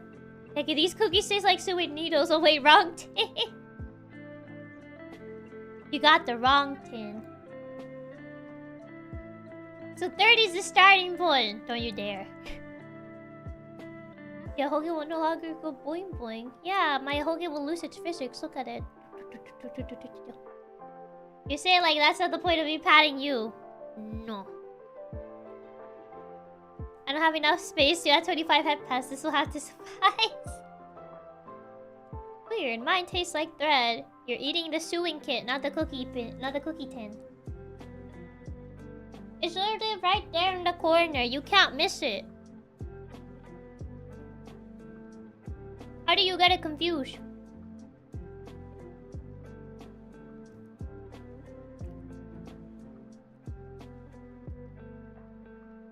But yeah. Why are the cookies in the sewing tin? They're similar. What do you mean? It's transparent. You can see them. That's a good way to access a Hoge. Not my Hoge. How am I gonna get Wi-Fi that way? If I don't have my Hoge, I don't get Wi-Fi. Chiaki's saying we can't miss it, but I miss 95% shots all the time in XCOM. Oh no. GG, use cable? No. I'm free from this semester of uni. I'm back to be a Chiaki Menace, and the Chiaki Menace says, mess with Chiaki's hair. No, leave my hair alone. No messing with my hair. Chiaki Hoge equal Wi-Fi antenna. It's my backup Wi-Fi. You know, so I have to keep it.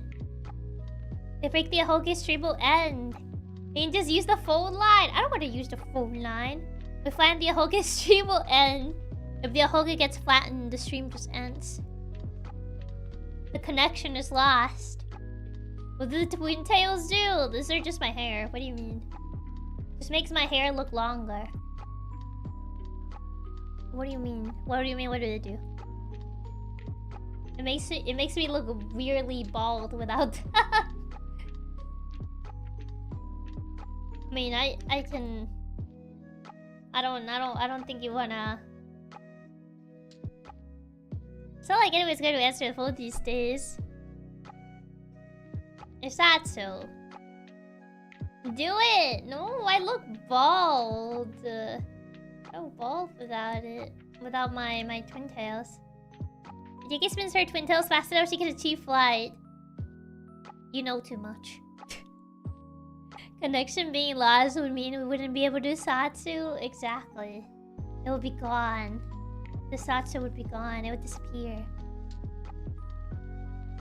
Bald is good. No, it's not. Like... I choked! Oh god. No. Bad moment. Oh god. I choked in a cookie. Oh no. Do you have a backup hold it? No. See. So why you choke? I choked on a cookie. Oh man. The water.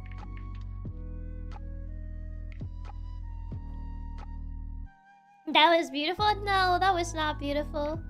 The impression of having the twin tails was too much. It just ended up that I was still like eating my cookie, and then I just ended up choking. So you don't have a screenshot? There's already a picture anyway. I'm pretty sure I posted a picture on Twitter before. Without my twin tails. And how cursed it looked. It wasn't bald, it did look bald enough. That's not true. I look too bald. It feels like something's missing. Yeah, I'm graceful and elegant. Chokes on cookie. I never said I was graceful and elegant. Probably the least graceful and elegant, if anything. Well, at least they don't know you can't go at 97.5 the speed of light with the hoodie waiting you down. That's too much information. They can't know that. It was actually bald. We actually had a tic-tac-toe on your forehead. I just feel like it looks off. It looks like something's missing. I think Taga looks cute too. You could use it someday for a whole stream. I feel like it just looks off. Like something is lacking. You're more graceful than a few others who drop drinks or trip over feet. I guess so. Jackie Squid Mysterious chokes on a cookie. It was just unlucky timing, okay? Just unlucky timing. You say it as if you've never choked on food before. SMH. It happens to the best of us, you know? It just be like that sometimes. Not to that extent. What do you mean, not to that extent?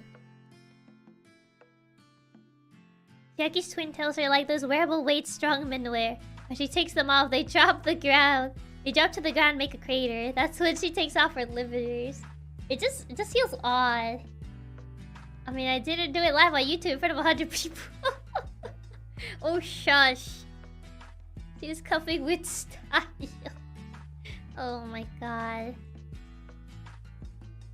You give some graceful vibes though. You always seem to be pretty elegant. Not really elegant. Not the word I would use. Nah, no skill issues. Never choked on water after drinking water for over a decade. Yeah, definitely you nice. Never choked on water or anything. Clearly. I choke on my own spit all the time, Chiaki, so you're safe in my book. Nah, you're pretty elegant. I don't know. Nah, the actual skill issue is choking with the own spit. I don't know if elegant's the word that I would use. Like, I don't know. I would use other words to describe myself, but definitely not elegant. I would say I'm pretty tubular. Yes. Pretty tubular and cool and radical. I would say those are more accurate. Isn't Elias? She doesn't even lift the pinky when she's drinking tea. What do you mean? No one actually does that. Groovy even. Bodacious. She's so bodacious. You try to hide when eating and other stuff has always been pretty cute. Now I feel 5 years old. I unironically do that, really? Yeah, no one does that, right? Yeah, truly. I don't think anyone actually does that, right? Right? She's just a whippersnapper. Okay, Grandpa. Why do you mean a whippersnapper? Also, hi, Stephen. Welcome. Started out as a joke when I was 8. I literally cannot drink stuff without lifting my pinky. Interesting. I guess it's just force of habit, huh? Of course not. Surely. That's just how it is. But alas. Ah. The Chrono Trigger BGM. Was this Chrono Trigger? I haven't checked the... It's, yeah, it is Chrono Trigger. I was just checking the not playlist, but the music stream thingy. I do it with soda cans. Interesting. That's a first. That's actually a first. I've never heard anyone do it with like soda cans. I don't think I ever heard anyone ever use whippersnapper, and I'm in the older side. I mean, I don't even think like grandpas actually use whippersnapper as a word. Like that's how unused it is. I know every Chrono Trigger BGM. I assume you played a lot of Chrono Trigger to know that. Only Cranky Kong says whippersnapper. Oh my god. I could see that actually. Yes, so that's how you know. Interesting. The more you know. It's a game I go back to every few years for no reason. I mean, doesn't sound like it's a no reason if you keep going back to it. So you must really like it. To be fair, Chrono Trigger is an amazing RPG. I've heard lots of good things about it. Oh, getting all the endings in Chrono Trigger must be quite the investment. Does it have multiple endings? I don't think I ever played Chrono Trigger, so I wouldn't really know that much. If it's like the type of game that has multiple endings. But interesting, the more you know. Chrono Trigger is genre defining, yes. It's got a bunch of endings. Did I know it had that many endings? Very interesting. So now, have you seen the game Sea of Stars? Oh, I've seen Sea of Stars. I've heard mixed things about it. I remember people being really hyped about it, but then it kind of just fell off. So I'm not sure if it's still good. But like, I remember people were pretty hyped about Sea of Stars. I think Chrono Trigger has multiple routes, but not 100% sure. There's several variations of the first endings depending on your choices. So it's that type of game.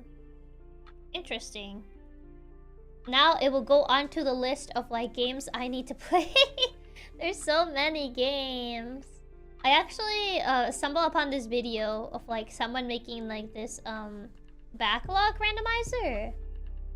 Like if you have choice paralysis, which is like something that I have quite a bit. Someone made like this Google sheet that allows you to like randomize your backlog, and I'm like, I need one of those. I honestly need one of those because I always have trouble like figuring out what to start. And I'm like, you know what? I think a randomizer like that would be pretty useful. I think I will like one of those. So I think I'm probably gonna use this. They were already working on that wheel. Yeah, but I'm gonna update the one that I'm probably gonna update the one that we made on stream and just make it like more, I guess more like this one, because this one is like more organized. I feel like the one I currently have is like very disorganized.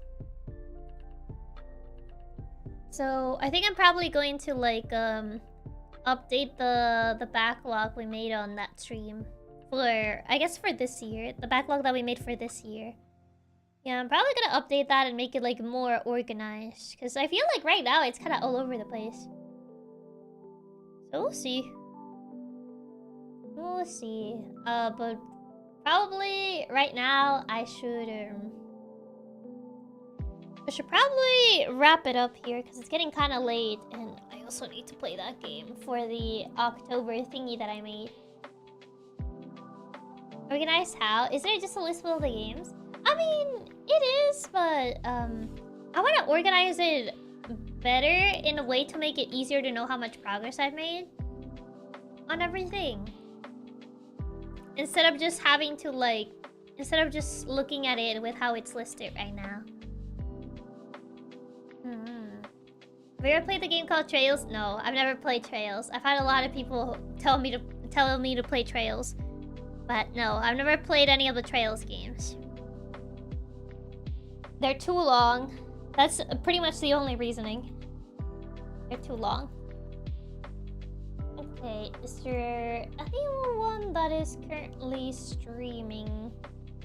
Let me check. There, yeah. It's hard, man. Because like I was thinking about this the other day, and like there's a lot of I really like the RPG genre, but a lot of the games are pretty long, and I just don't have the time to put like so many hours in them. As much as I would like to, it's hard. It's not that they're long, it's just that there's too many of them. It's a combination of both. They are still kind of long games. So it is a combination of like both of them. Just become 100% RPG streamer? I don't. Unfortunately, I don't think RPGs are a like choice that people watch a lot. Especially because of the length of the games and how story heavy they are. I don't think it's like a genre that is like particularly good for streaming. As much as I enjoy them. But yeah, that's kind of like the thing. Thank you for the really fun thoughts, Chiaki. As we said earlier, with all the joking, you're a pretty lovely person. More than you give yourself credit for. I hope you have a good night. Thank you. I really appreciate it. 60 hours ain't that long. It looks like Dragon Quest 7 with its 140-hour completionist playthrough, 100 hours regular playthrough. I mean, that's still long. 60 hours is still long. When you play Chrono Trigger, I'll watch every second of it. It's been so long since I've seen anyone played it. I guess not a lot of people like streaming that nowadays.